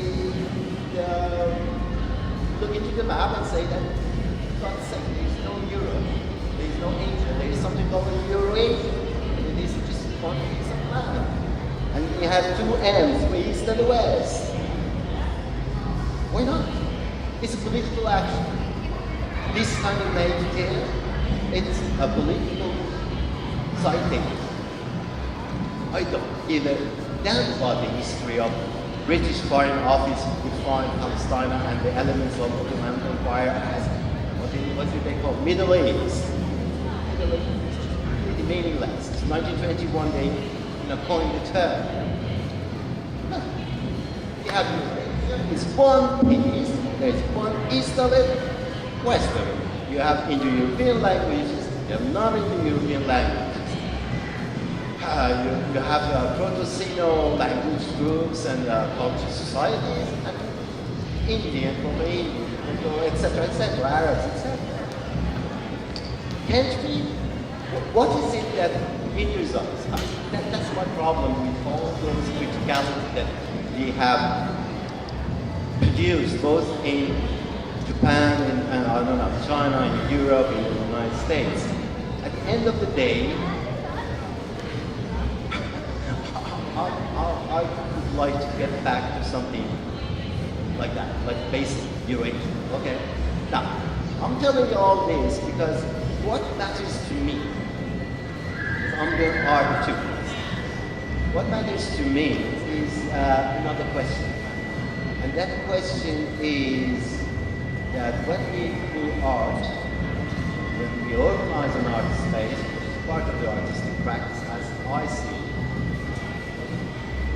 even though it's all limiting and tutorial courses are expanding everywhere in the world. What matters is the object, what work. We work with something, an object. And what is this object?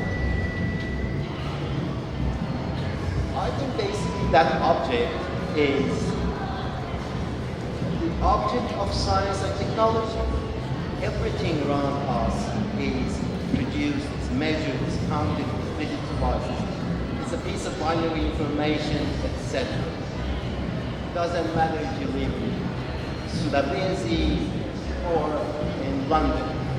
You are confronting the same measurable, basically Cartesian world. Now, perhaps I have to look into my text. I have crucial formulations for that. I shouldn't say about that. The first thing is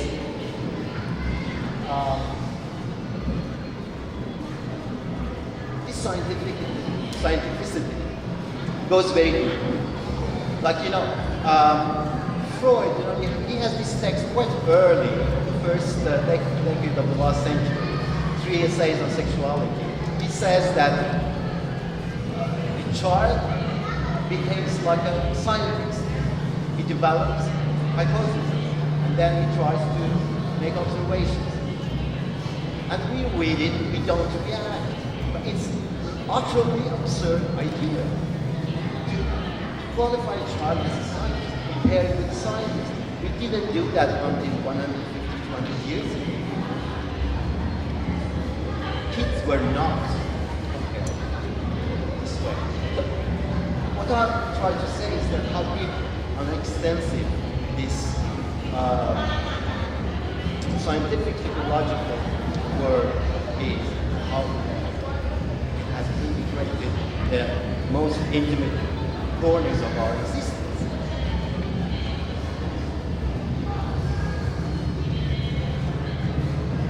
Now, first step is to know from what this measurable world object is made. What is it made of? What is it made of?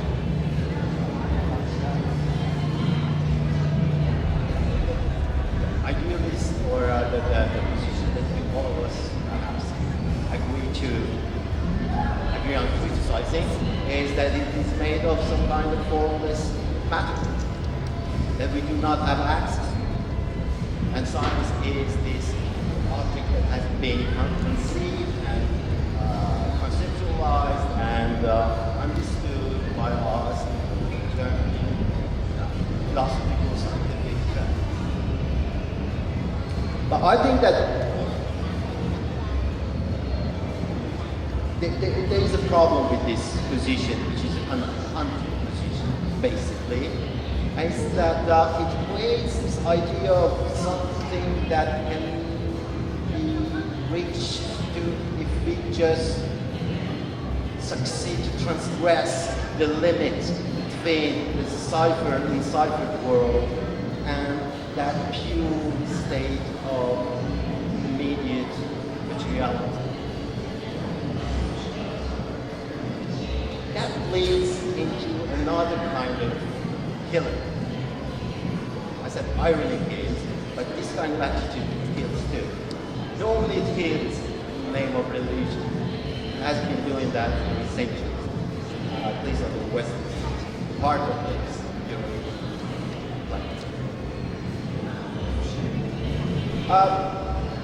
perhaps there is something in Asia, India, that could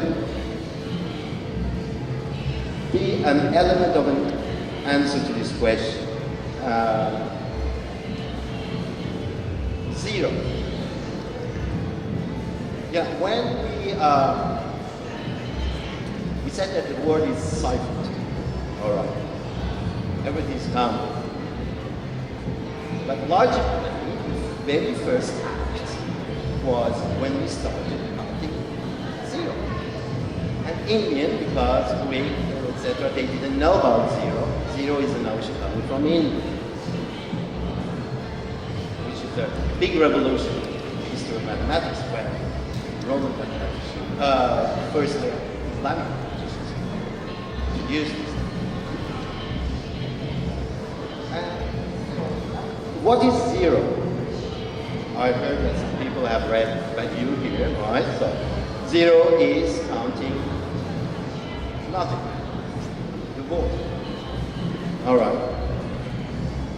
So I think this gives us the first point of departure. I would say contemporary art deciphers the world of scientifically counted and uncounted objects.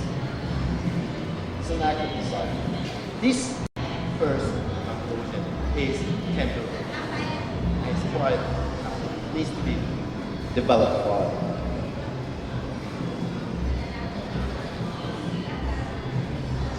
But I can give you an example, even from something that seems to be a counterfeit, which is pop art. And in pop art, you have Andy Warhol, right? Let's take something simple. And Andy Warhol has a painting, has an artwork. It's not technically abstract. It's called Can of Coke. I don't know if you have seen it or not. Can of Coke by Andy Warhol is a can of Coke that is squeezed, has been already consumed and thrown away.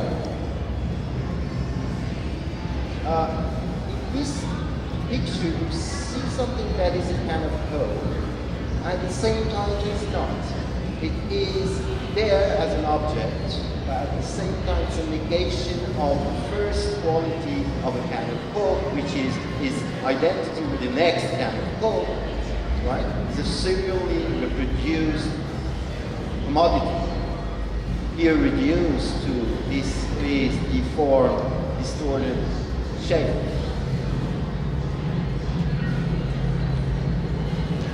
This is kind of an illustration of what I mean by cipher.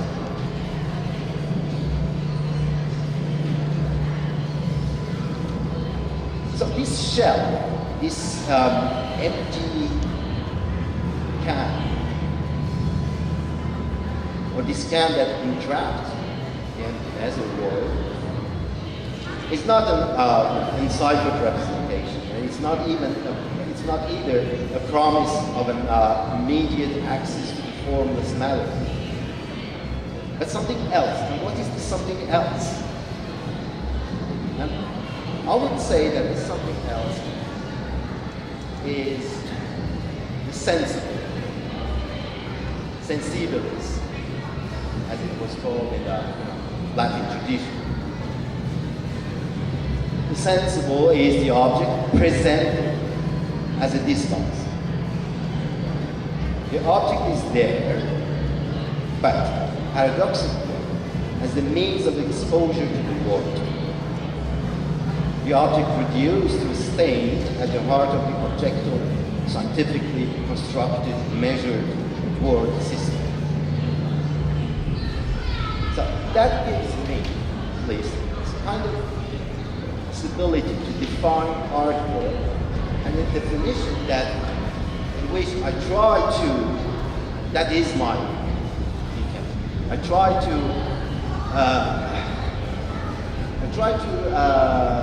remain loyal to a certain principle of radical aesthetics.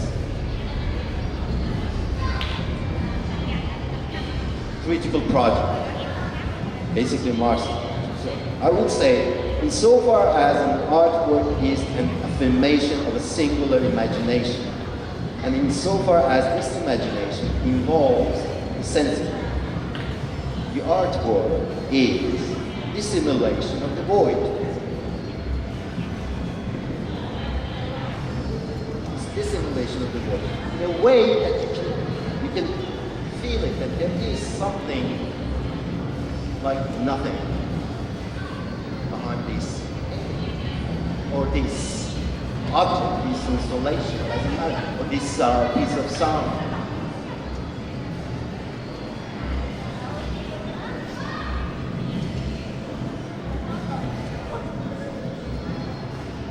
What I'm trying to say here is, I said it's radical studies because such a definition is a critique of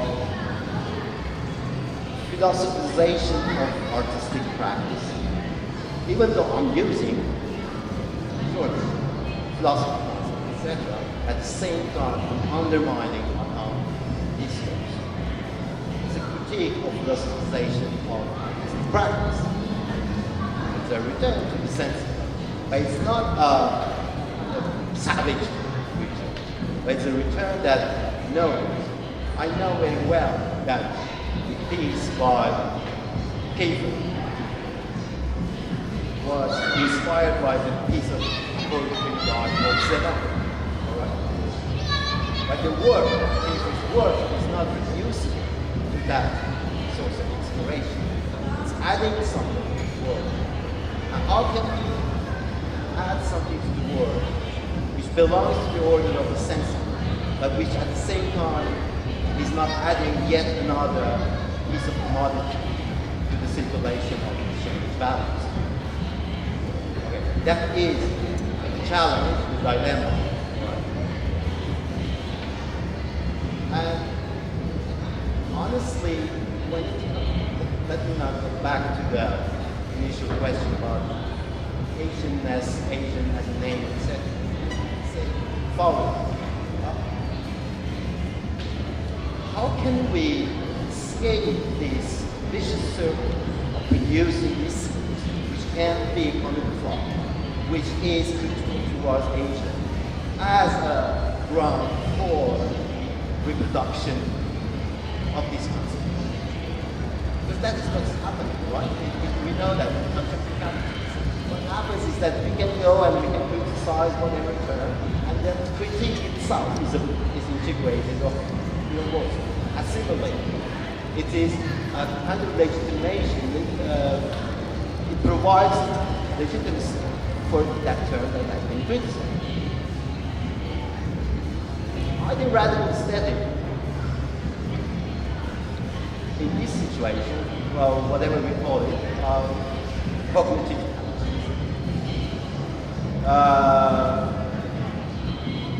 it's a challenge. The challenge for radical aesthetic is how to escape still those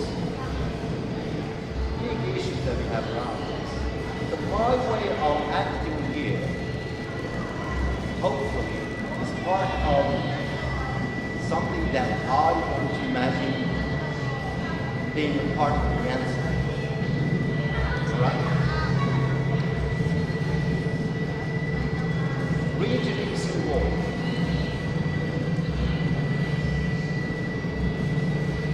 Going back to any kind of naive way, like a novel, fiction. Go back to your school book in geography, look into that, and forget what your teacher told you. Look at the map and you see it's one piece of land.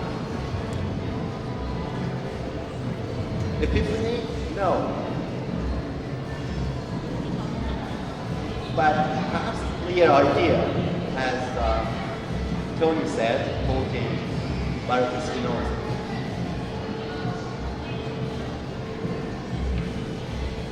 Didn't work as a provocation? Probably not. That's why it works. This is provocative. What should happen?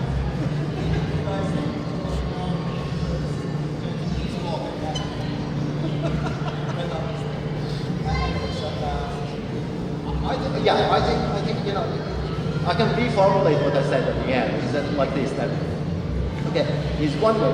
The ascetic way is that you say, okay, I don't give damn about all that those discussions. I do my art, or I write my text, my kind of poetry, whatever it is, apart from those, from the mainstream or whatever that is the alternative to mainstream, which is part of the mainstream, etc.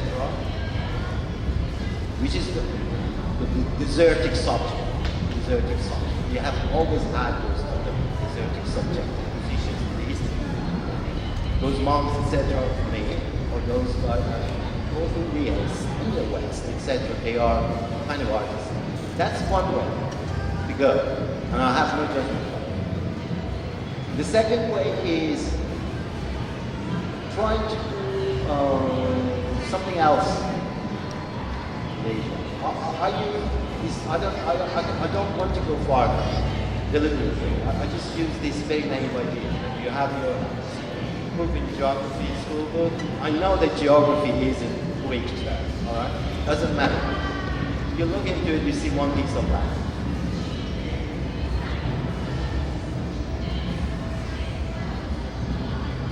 That is the second way to go, perhaps. But it needs to be developed, needs to be detailed, needs to be discussed further. That's why we are here. That's why I'm sitting here at this level and talking with you. So you're welcome to fill in.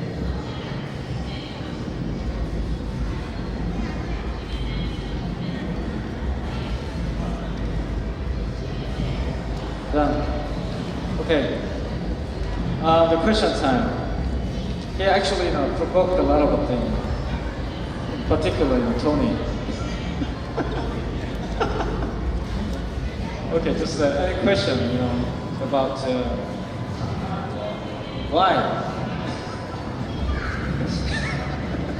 He's quite, anyway, just is, all right. Okay, just you want to read water. All right. Okay, any questions? Welcome.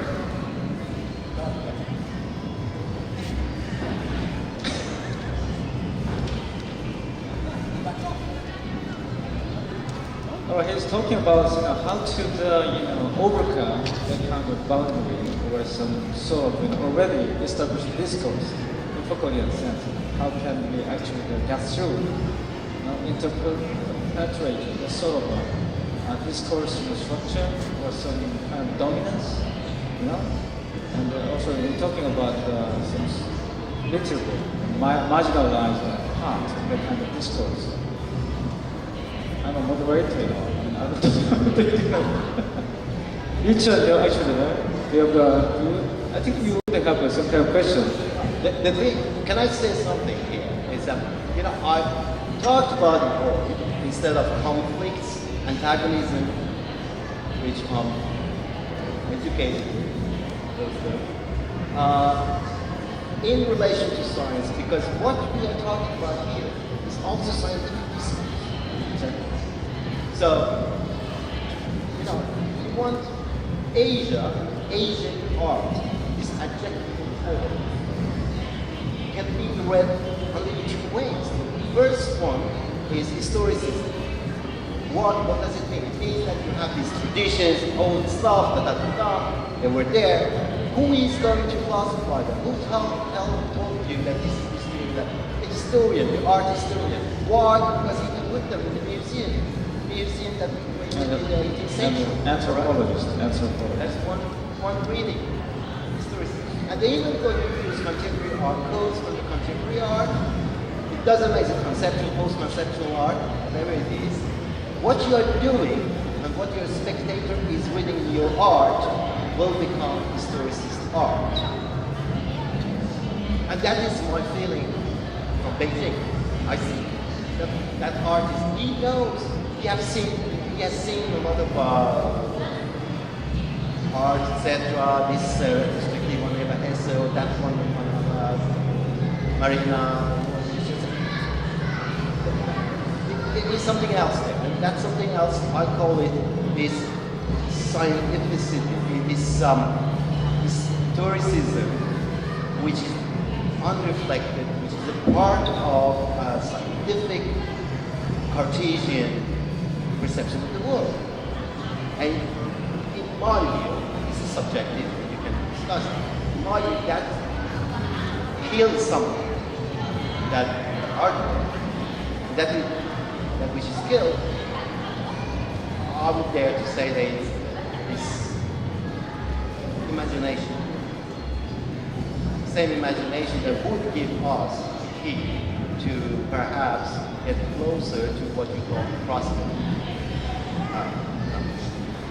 the common.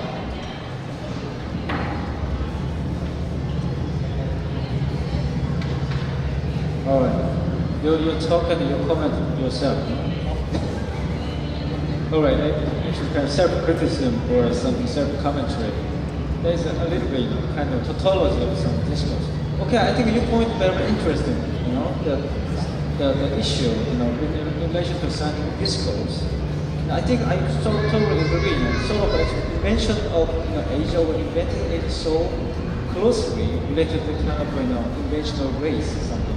It's a little bit Darwinism, definitely. A lot of the Darwinists also criticize, Darwin even talking about that kind of race. But definitely, that kind of actually perspective, that means what I mean, sociological imagination, already inscribed in what Darwin tried to explain that kind of the biggest world competition.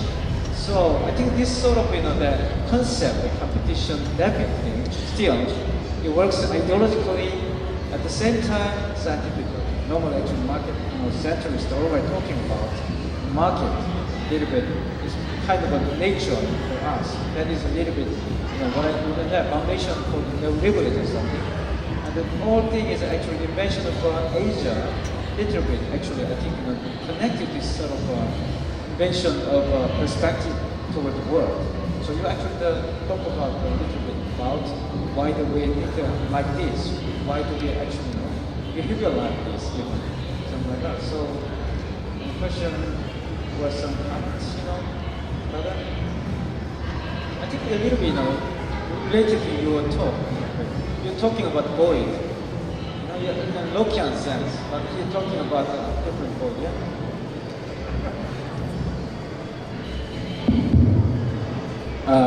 Okay, Doris, thanks for your very, very engaging lesson. I want to go back to the term rigid designator.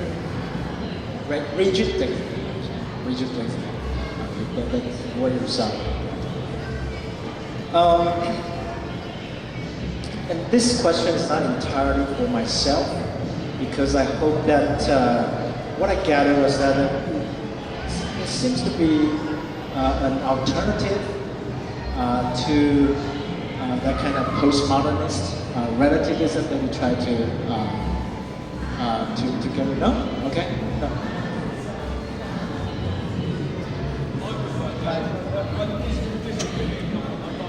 Okay, Kripke wrote it back in the 70s. It was used by Lacan in the 70s. And it's not, Lacan has never been a postmodernist, and I don't know really what postmodernism inside architecture signifies. In architecture, I understand postmodernism, but outside that, it's quite a fluid kind of attitude. So, yeah. I said that this is not entirely for myself, is that I wonder if this kind of foregrounding of rigid designator in the act of naming have anything to do with deciphering?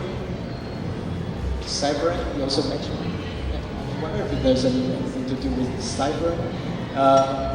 Because it seems to be, I mean, so that's why I said this is not entirely my own question, because I think there's this, because of this occasion, because of what you have just done, what you have just improvised, I'd like to see if you can help us, or do a kind of demonstration of deciphering such a term to the layman, right? That is kind of, some of the rigid designator, as if there's any way, can it serve as one of the ways to help us decipher those ideas behind and some of the terms that we are familiar with to the layman, see if we can demonstrate some kind of explanation without alluding to all those jargons that others are, or some of those others are familiar with. If I wonder if that would relate to what you said about not to philosophize artwork, artistic practice. The example was the can of Coke by Warhol. I can give you another example.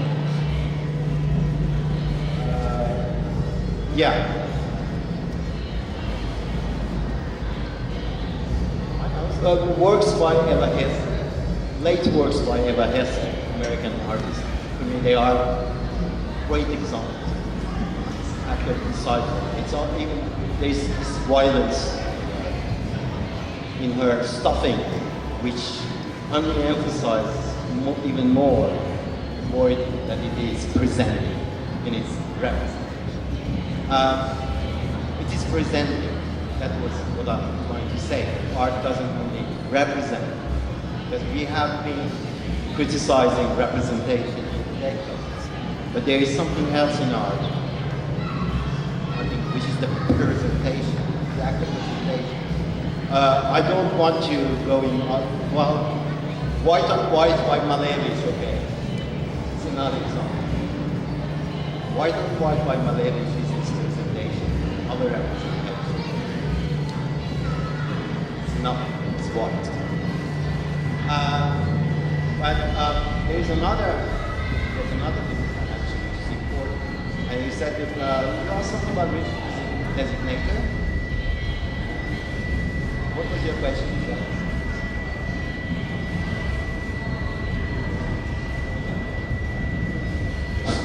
It is my question to the extent that I seem to have difficulty explaining terms such as this to the layman without alluding to those.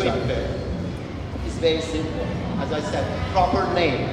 What is a proper name? Like Kiefer, I use Kiefer, but take somebody that I'm more familiar with. Let's say Frederick Jameson. Frederick Jameson wrote postmodernism the critique of culture of postmodernism. If he hadn't written that book, would that have changed that he is Frederick Jameson? No. If he hadn't entered into that marriage, would it have changed that he is Frederick Jameson? No. Frederick Jameson, if you go down, if you skip off all those descriptions, all those signifying chains around his proper name, Frederick Jameson still stands. Because it's a rigid designator that just designates an existence. Now, what Kripke, what is out of Kripke's scope, because he's an analytic American philosopher, is that this rigid designator was given to his Frederick by father, for instance, or a paternal figure, or by his parents, all right? That is the second moment that I introduced, and that was the act of naming. And this act of naming establishes a relationship, that could be a power relationship, for instance. I go somewhere and say, "Thou are the Asian," or whatever, is defining who has the right to define others. Otherness is established. And I continue that. Right? And the first part is rigid.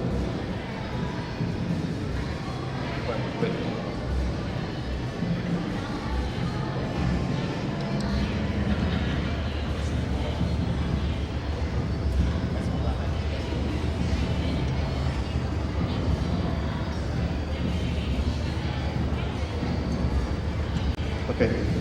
I'd like to start with the question that you have posed when you finished the talk. I don't see so much that he's going after me. Rather, we are along the same battle line. Rather, you asked is that historicist way of looking at things kill art. I think coming from a Heideggerian perspective, it does. If you look at one of his texts, right? So you might be Heideggerian without knowing it. Yeah, I know you resist Heidegger. Yeah. So yeah, Luke, it's like Star Wars. Okay. Yeah. So I'm trying to do something like that. So because in one of his texts where he actually explained why he was against the Hegelian dialectic, so he didn't beat around the bush. So at the end of it all, Hegel's system for Heidegger depends on the dialectic, right? And in the Essence of Truth, there's a short passage where he talks about the dialectical method, right? And how when you have the left and the right, when you have the thesis and the antithesis, you might not have a sublation, Aufhebung and arising, and then the process may not proceed. And if that dialectic does not work, the whole Hegelian revelation of the spirit, right, history does not work. So, in that sense, your avoidance of history, right, the historicist way of looking at things, or what you call the scientific way of looking at things, perhaps coming from your experience in China, that is in a way Marxist, which is in a sense Hegelian, tends to place everything in the developmental Darwinian, Hegelian sense, right? With the Communist Party on top of it. This is how the historicist or the scientific way that we see things. So this could be one of the ways, as you've said, it's very political, right? To place the Communist Party at the top, right? And then by rearranging everything in order, and then you redefine from the bottom up. So, and at the beginning of the talk, I noticed that you used the word calling, which is a very Heideggerian term. He wrote an entire book on the calling, and it's called What is Called Thinking, right? Where, because the alternative, right, to the dialectic actually is another mode of thinking, which is called calling. And to think is a piety of thought, is to respect what is calling you, and which requires an emptying of yourself, and you don't know where you're going. You're just moving forward in response to the call. And for Heidegger, that allows art, and he has a book on art, which originally was not art, but technique, right, as a mode of revealing. So for Heidegger, art does not follow the historicist, scientific, progressive way.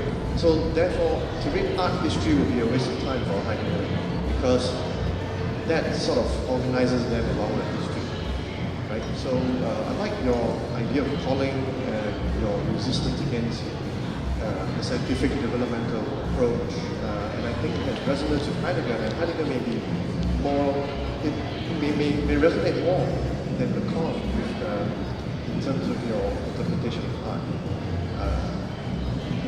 In a way that you try to see art as a revealing of something which cannot be placed along what the historicist scientific chain of being kind of thing, which in Deleuzean terms is to set up another transcendence, right?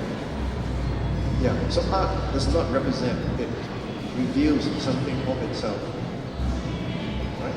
Okay? Yeah. Thank you. So you're a Heideggerian, thank you. Wait a second.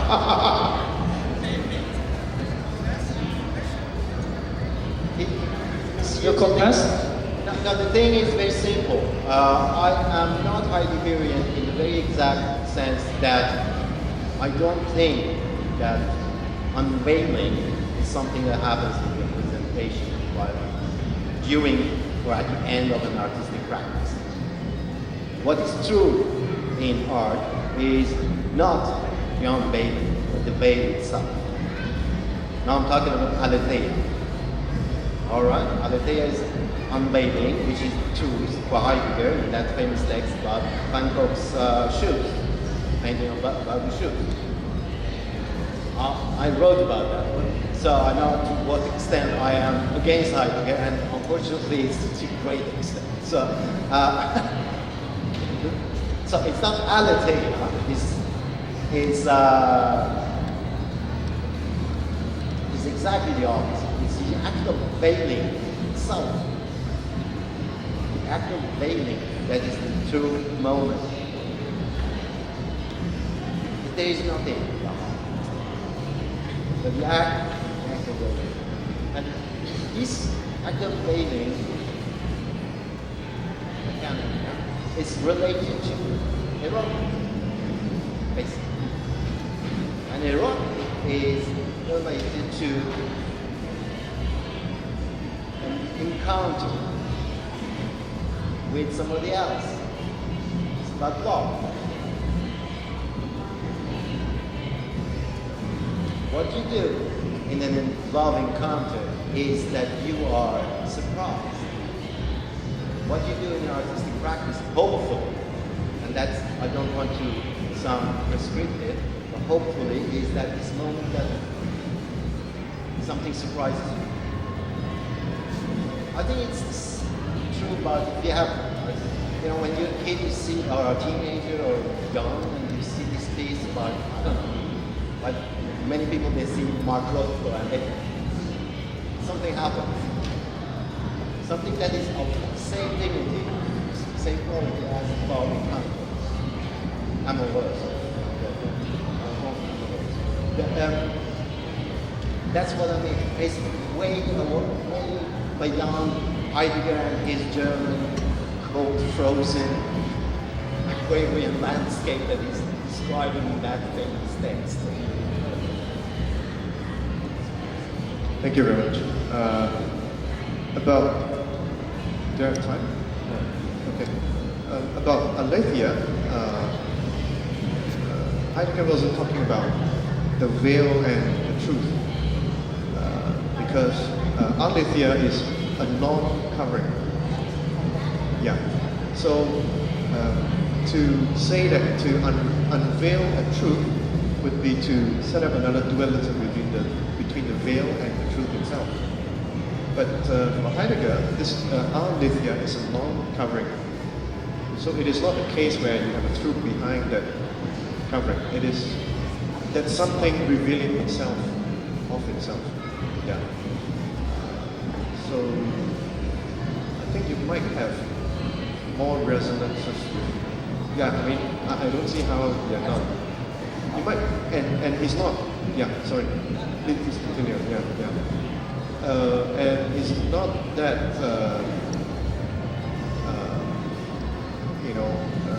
German as you might take him to be, because he did criticize the National Socialist movement. You see, I don't want to put art as kind of simple opposition to mathematized scientific work of art. So actually, I had this French expression there, which is l'habillage d'objet. The l'habillage is about dressing up. So you dress up this work. That is artistic practice. And the human artist actually, he's doing something complete. He's like, he has this views contemporary discourse from North American universities. It's more like this kind of male gaze who wants to, dress off the object of his desire. What I'm saying is wrong. There's a lot of dualism in the French language, which is more. I mean, the philosophical dualism in the French language, which is more totalitarian than what Heidegger was trying to say. So, yeah. Okay. Anyway, maybe you can carry on. Okay, thank you for the comment. No, Jason will comment We got some short, the rest, intermission time to drink some coffee and 10 minutes, So we're gonna actually come back around 40, yeah, 45, all right? 15 minutes. Go over there and you can get the coffee and the cookie, all right?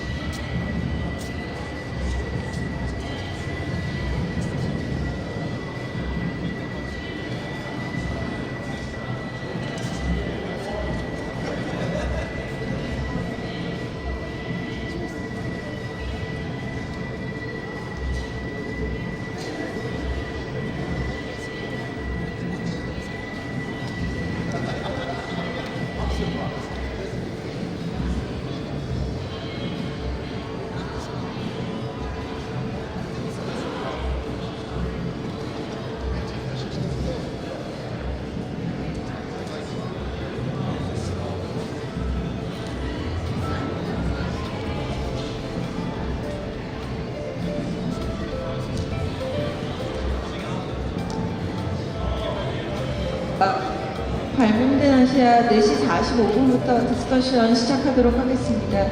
뒤에 그 플라스틱 라이브러리 옆에 카페 음료들, 스낵과 음료 있으니까 간단한 다바 즐기시면 될 것 같습니다. And, but you're in terms of the truth, you're now looking at the truth, right? Forget all that theory crap. Yeah? This is the truth, because I have been chosen to speak the truth. Yeah? So you can't, there's no getting away from this. You can't argue with me. Okay, what I'm about to say is a wrap-up. Point. Yeah? The last word. So, that just leaves the question of what exactly I'm going to say.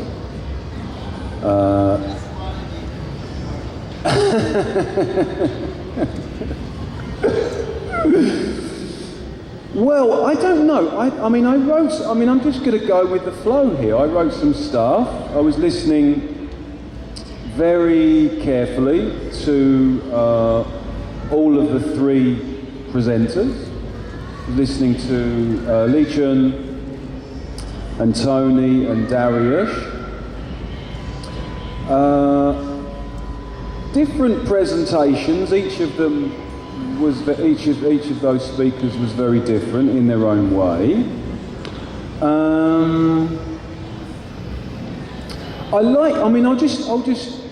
I'm riffing here, so I'll just sort of start with Dariush. And my first response to Dariush was, and I think he mentioned Kant, Immanuel Kant, yeah? I think we're kind of in, my interpretation of Darish's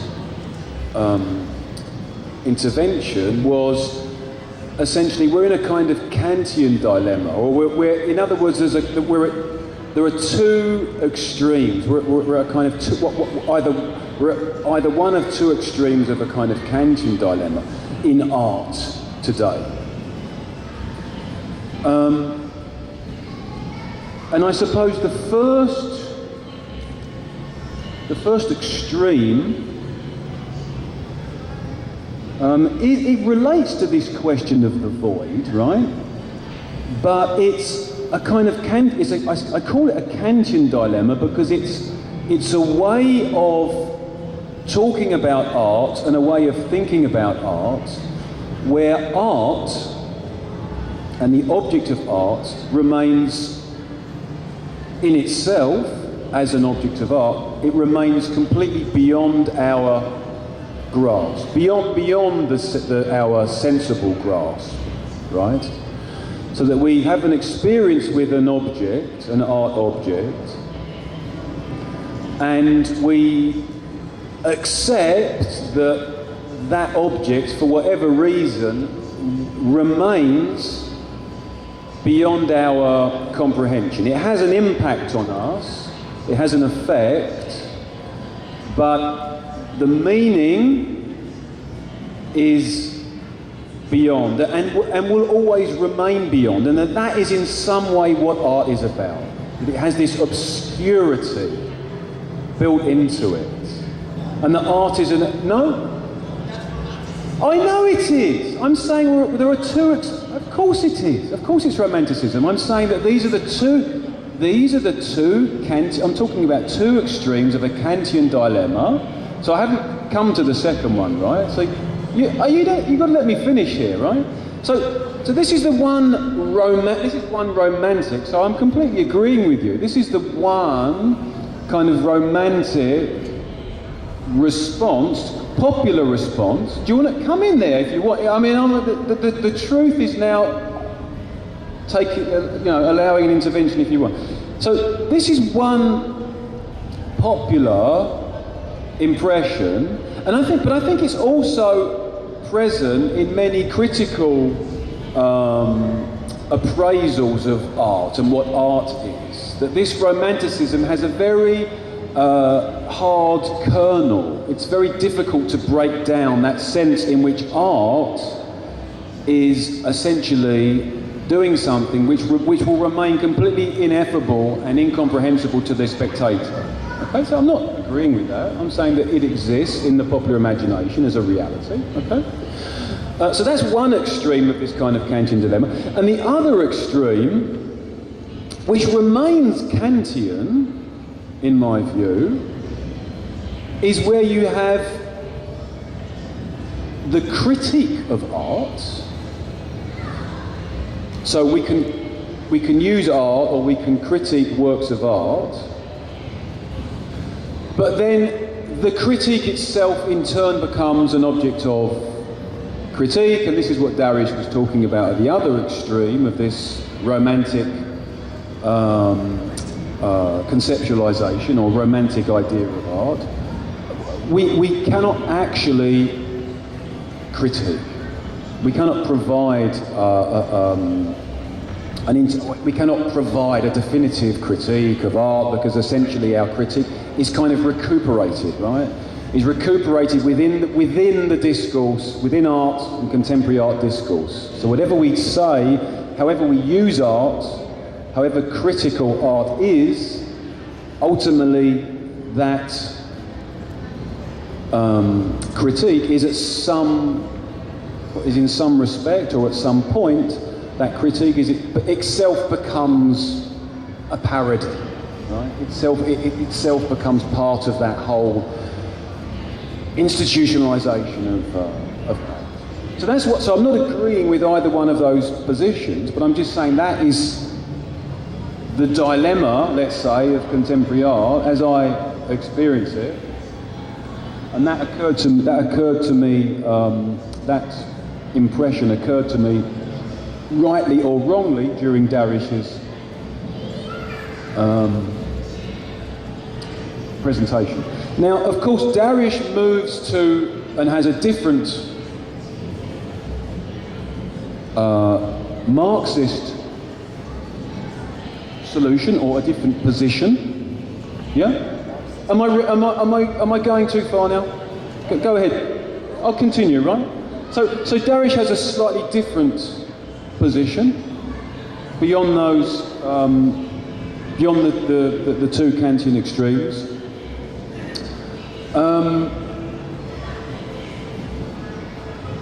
Where let's say, art is not, Darius doesn't believe that art is incomprehensible or ineffable or removed from us, but the art is a praxis, right? The art is a praxis. Darius used the term void, but yeah, I mean, he freely admits that we can use other terms, right? I mean, name calling Yeah?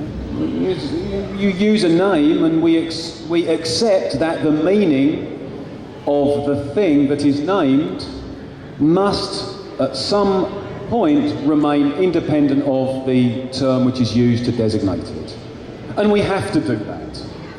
We have to do that at many different levels, and this is art is by no means the sole example of how this naming functions. If we did not accept that, then we could never translate anything. Yeah? I mean, there are now people translating what I'm saying. They are not interpreting what I'm saying, right? They are translating what I'm saying.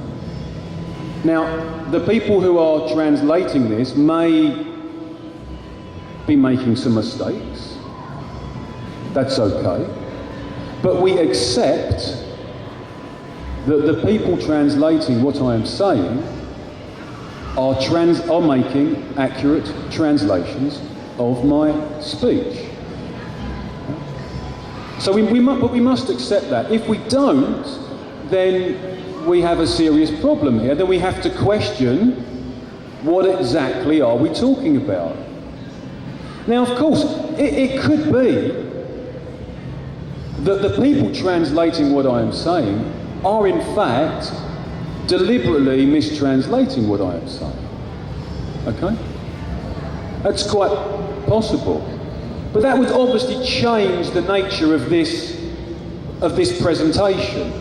I would no longer simply be summing up.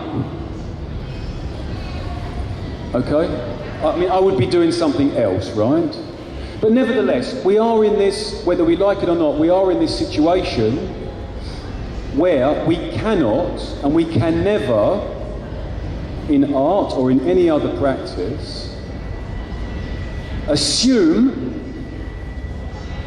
that the object is or is not ineffable or incomprehensible or whatever.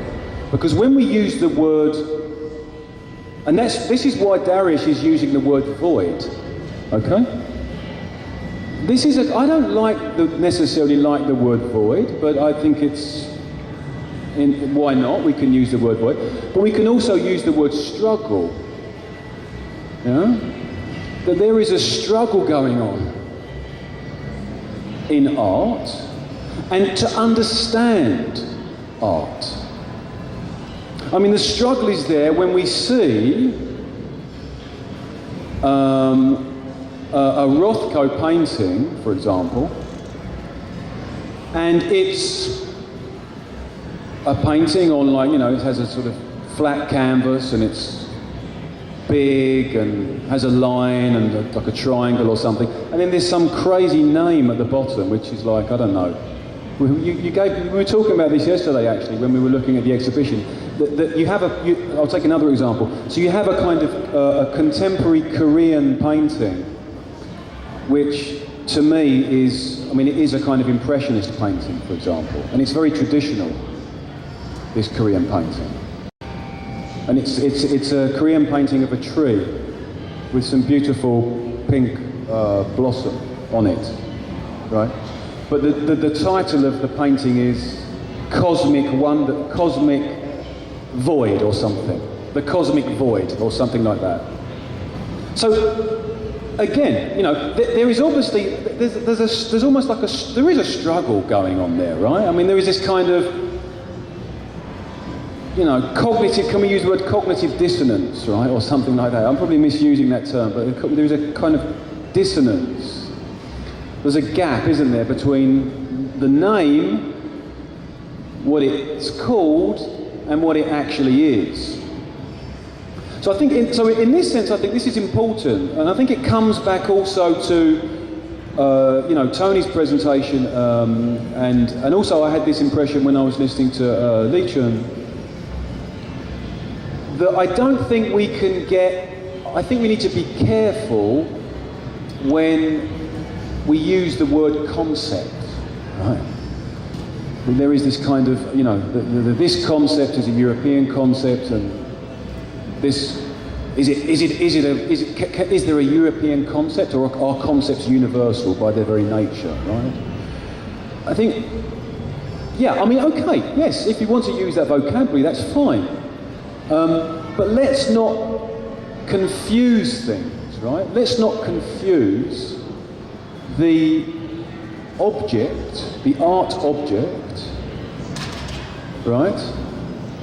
However ineffable it might be, however removed from our understanding that the object might be, let's not confuse that object with the concepts that we use to describe it with. Let's not confuse the level, the physical level or the causal level, the level of ontology. Ontology is a complicated word that many people use and misuse, right? Let's not confuse the ontology with the epistemology. Let's not confuse what something is, the being of something, with our knowledge of it.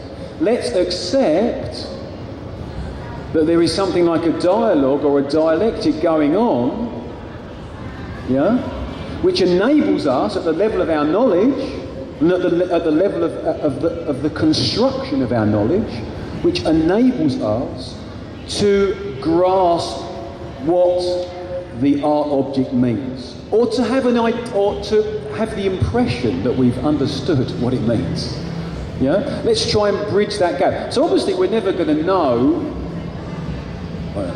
Asia, whatever you want to, any example you want to use. But let's accept that we can come to know what we, in the words of Mao Zedong, in the famous words of Mao Zedong, let's assume that we can and we will come to know what we do not know. Yeah? So let's maybe accept that however difficult and ineffable and so on the art object is, that we can arrive at some kind of understanding and knowledge of it. Darish also mentioned a word, scientificity, yeah, scientificity, and how the discourse of art is, if I understand him correctly, the discourse of art is using or is making use of certain scientific, well, if you're an Althusserian, concepts or scientific categories maybe as well. I think that's a very, now maybe I can just say something about my response to this exhibition now, right? I think that's very interesting when you come to a contemporary art exhibition like this one. I am not a fine artist. I don't consider myself an artist. I have been invited here, I imagine, I'm a filmmaker. I also write, or have written, nothing particularly brilliant, but I have written about art. I have studied philosophy. So I have been asked to, I'm here because I have been asked to share my insights or observations. So my talking to you today is, despite the fact that I know a little bit about contemporary art, I'm not an expert, but I've been invited here to give my opinion about this exhibition. But my impression of the exhibition, and looking at some of the exhibits, my impression is, when I see these type of exhibits, when I look at these type of exhibits which are using, I hesitate to use the word science, but are using technology in ways which are, it's difficult for me to maybe look at these exhibits and distinguish them from something I might see in a science park, for example. So and I had this quite a strong impression, I don't know why, maybe it was one particular exhibit that I saw where you have the mechanical, like the robot is, I didn't explore that particularly well, right, but you have this robot which is, I mean, we talk about binary data, right, so the robot someone has programmed the robot to make Chinese characters, I mean it's just binary data, right, the robot's given a program and interprets the program and generates these Chinese characters on a glass plate. It's very interesting.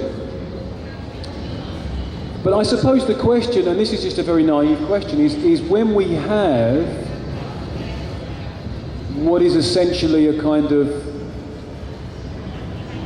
science park, installation, like something that you could see at a kind of science and technology park. It's very nice. But my question, and it's not a rhetorical question, I'm asking this in a completely serious way. I'm not being facetious. Why does the artist, what does that mean for the artist? I mean, how should the artist respond to that, what is essentially a very kind of, I mean, the artist is involved in this, right? But the artist is involved in what is essentially a very technocratic, maybe even at the level of his or her own practice, right? Maybe even at the level of his or her own struggle to be an artist, right? It becomes a very technocratic process. But what does that mean for the artist as an artist?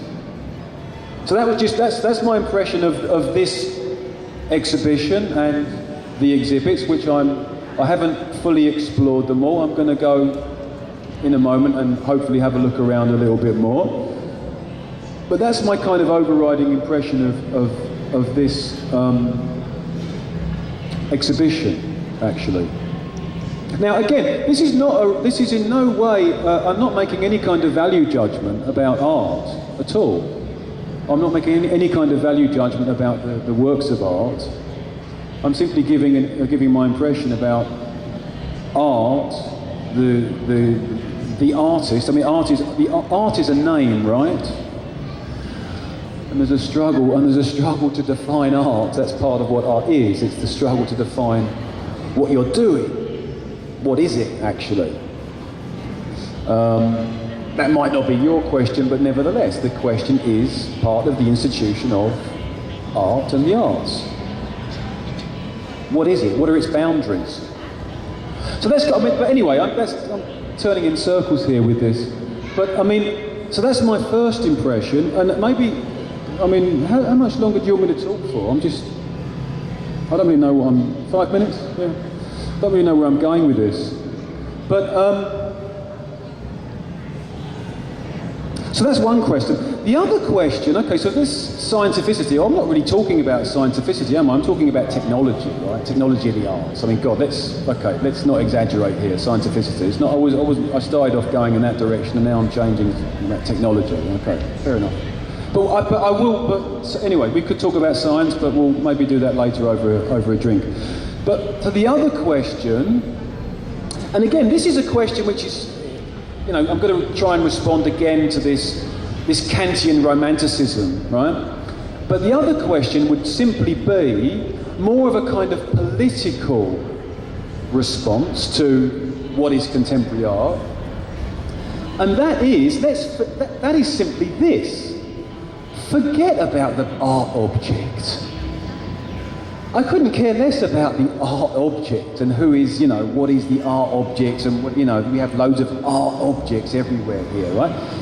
The second question, the more political question is, what are the minimum criteria for art, for staging art? So forget about what we're doing and forget about the object that artists are trying and struggling to produce. where do we do art? How do we stage art? What is a legitimate space for art? Where does the art space end and the public space begin? Okay, now this is, I don't want to talk about this too much because this is going to form, or was going to form, part of my presentation for tomorrow. I was going to talk about this.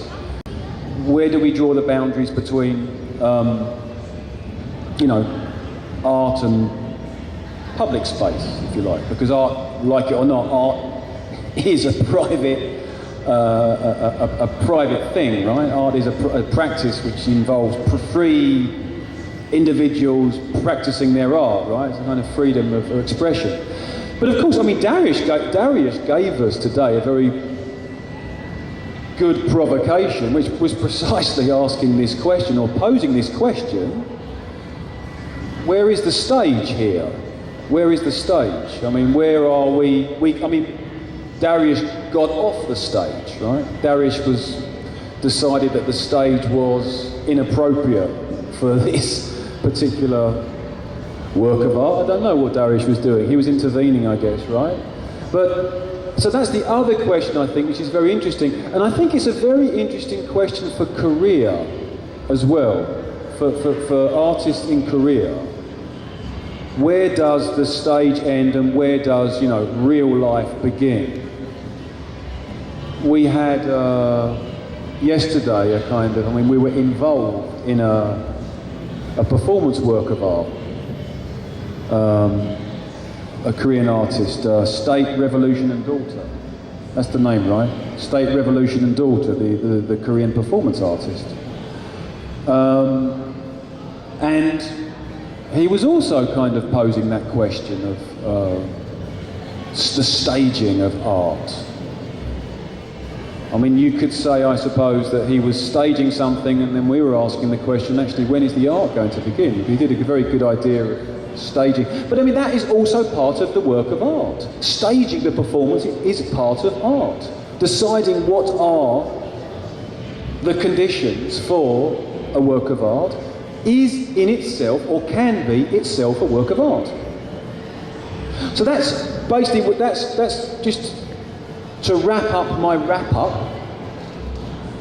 That's where I'm at. That's a few just completely random, if you like, although probably not so random, a few random thoughts. But at this point, I won't be taking any questions because that's the truth.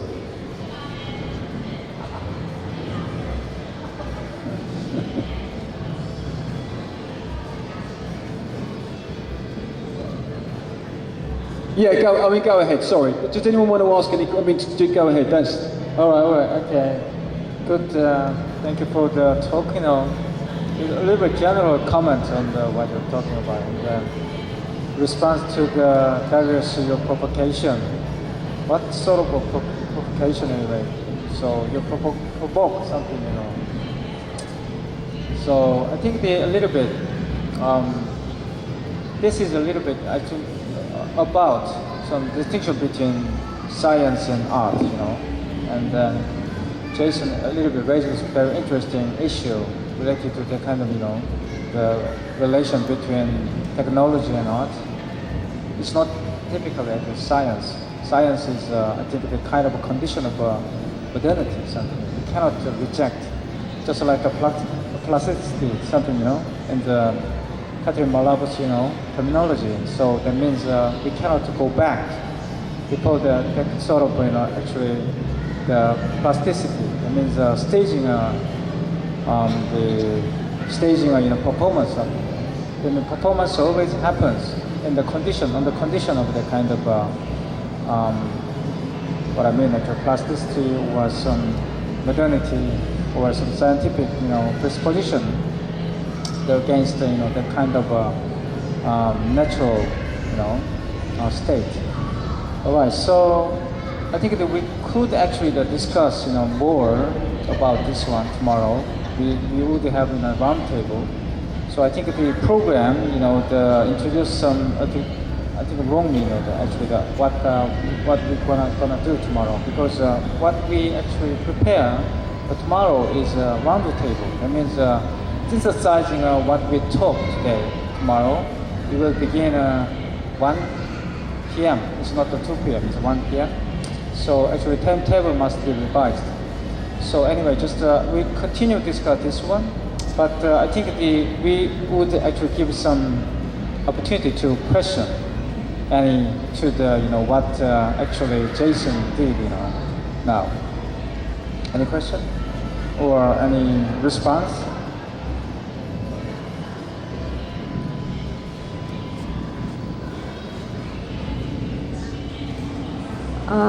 저 한국말로 할게요. I'll speak in Korean.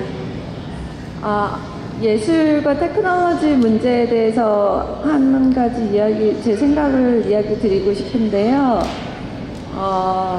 테크놀로지가 디지털 테크놀로지 시대가 와서 미디어 아티스트만이 테크놀로지를 가장 커팅 엣지 테크놀로지를 쓰고 싶다거나 아니면 제일 최근에 신기술 로보트 팔처럼 그런 것들을 쓰고 싶어졌다고 생각하지 않습니다. 저는. 그래서 어떻게 보면은 물감이 발명된 것도 거기에도 사이언스가 들어가 있는 거고요. 그리고 조각이 서 있는 것도 거기에도 사이언스, 피직스가 들어가 있는 거고요. 그리고 사진의 발명.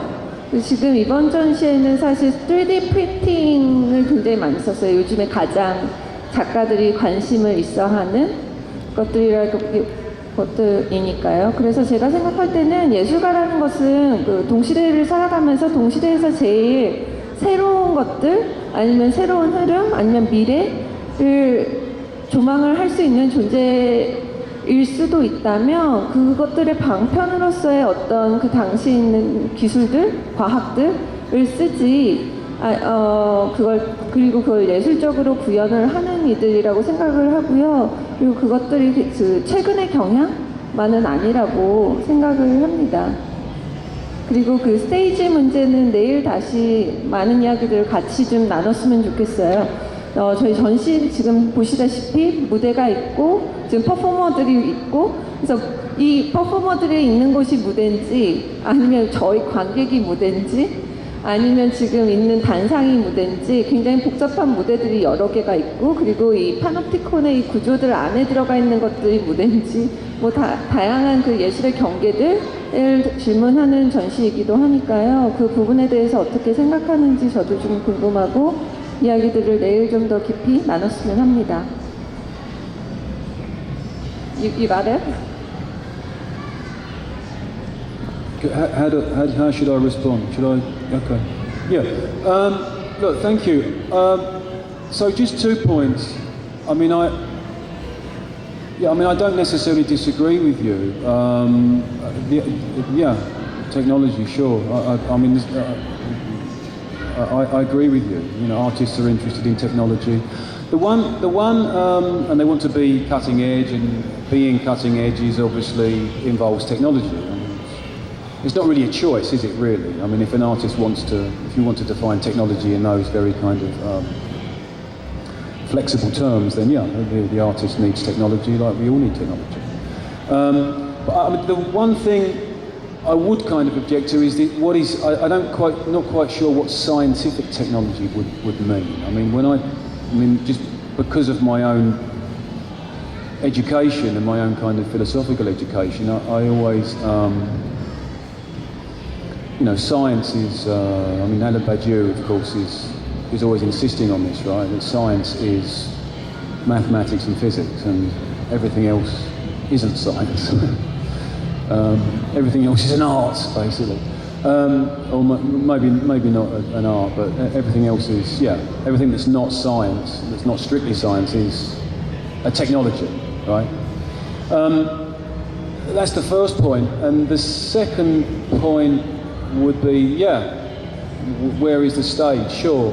I'll talk about this tomorrow, or try and talk about it. I haven't really decided exactly what I'm going to do tomorrow, but I had intended to talk about this question. It's a very interesting one, isn't it? My impression of Korean, and I'm going to talk now about my experience of Korean art discourse, right? So, my experience of Korean contemporary art discourse, I've been to a lot of art galleries, in most of them in Seoul. In fact, all of the major ones in Seoul, and probably most of the other smaller galleries in Seoul, is that the curators, when you read those catalogues, they love to talk about this idea. It's a very fashionable thing to talk about. In other words, to talk about the idea that, you know, we're in a post-museum culture today. Yeah? Art is revolutionary. It's revolutionising the social space, and, you know, it's pushing back the frontiers of the museum into society. Yeah? Breaking down the barriers. Getting away from this, you know, getting away from modernist art, because modernist art is so elitist, isn't it? And we don't want that. You know, we want art which is accessible and popular, and you know, it's not putting a barrier between us and the artist, and between us and the work of art. And it's great. It's revolutionary. I'm not sure I believe all that. I think it's a lot of bullshit, actually. If you want my opinion, I think there is a debate to be had about the staging of art, but you can't reduce it to those kind of very crude terms. You know, let's create a space where people can network, because those are the terms in which that debate is posed in Korea. It doesn't go any further than that. It's not even a question of art. Yeah, it's a question of let's create a space where we can network. Let's turn art. In fact, let's make the whole world a museum. Yeah, and that's what curators say. And I think it's very small-minded. That's my opinion of it. That's my opinion of it.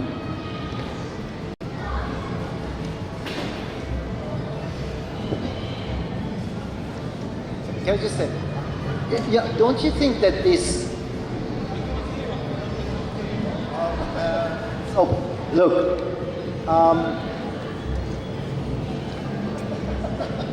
oh, come on, that's... Of someone else. Anyway, so listen, don't you think that these, I'll use a... 2 minutes. Yeah, sure. You should have finished. Isn't it? There is a, I don't know, I just changed perspective, just in order to provoke. From a strictly Nietzschean perspective, don't you see a beauty in this unreserved affirmation of what it is, as the future?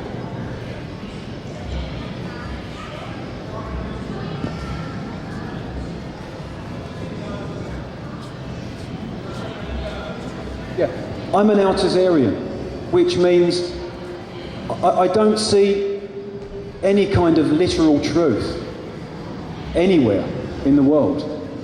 Yeah? I think I agree with you that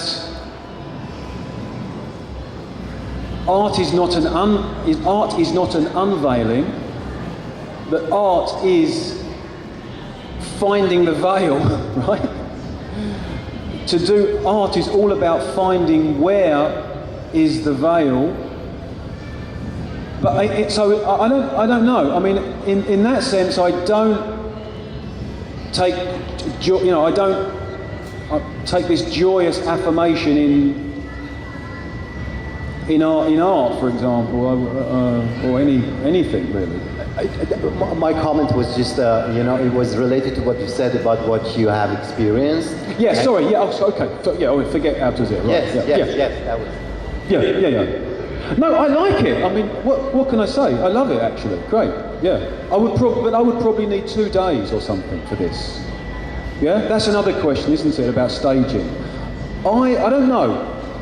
I don't know what other people's experiences are of this event, but they come and they have the kids and they're running around. It's great. They can do that. Personally, I would need 2 whole days just for this, not for the entire Guangzhou Centre, right? I would need 2 days just for this, I guess. Just go calm. I like to do things slowly. But look, there is so much of it.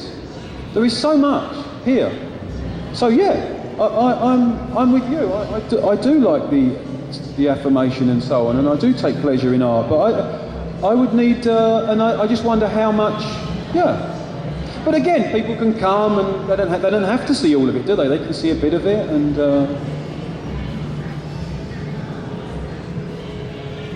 Thank you for the questions. All right. Actually, yeah, we got a lot of things to talk. But for tomorrow, we're gonna continue actually this talk and more, profound subject. Thank you for coming, and welcome tomorrow. Okay. Thank you. And we're gonna get the concert after this one. So actually have some break and then come back. All right. Thanks. 저희 그럼 콘서트는 6시에 시작을 하고요. 5시 반부터 we'll have a sound check starting from 5:30 till 6 o'clock, and the concert starts at 6. And there's snacks and coffees in front of the library. Please enjoy them. 네, 그리고 5시 반에는 저희 이제 조금 있다가 이병찬 작가의 도시생명체 밑에서 큐레이터 투어 있을 예정입니다. There'll be a curatorial tour. Now. There'll be a sound check on stage for the exhibition. There'll be a tour with a curator. Okay. Thank you.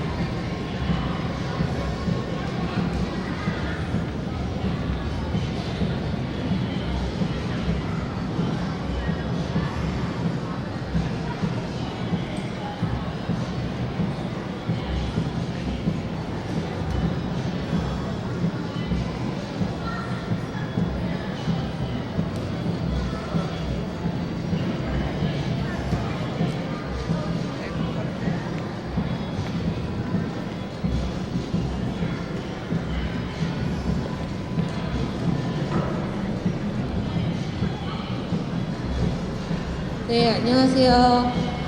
지금부터 인벤티드 아시아, 발명된 아시아 콘서트 시작하도록 하겠습니다. 그러면 박병호 선생님 무대로 모시고 오늘 연주 듣도록 하겠습니다. So we'll start the concert Invented Asia now. So I'll introduce Byung-ho Park, who's a performer tonight on the stage.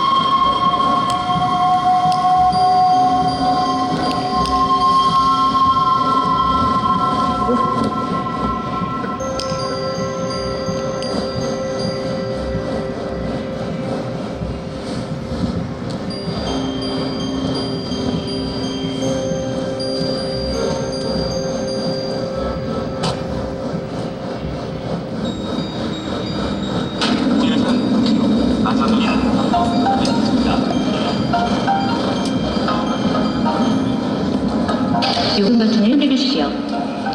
금액을 출력하십시오.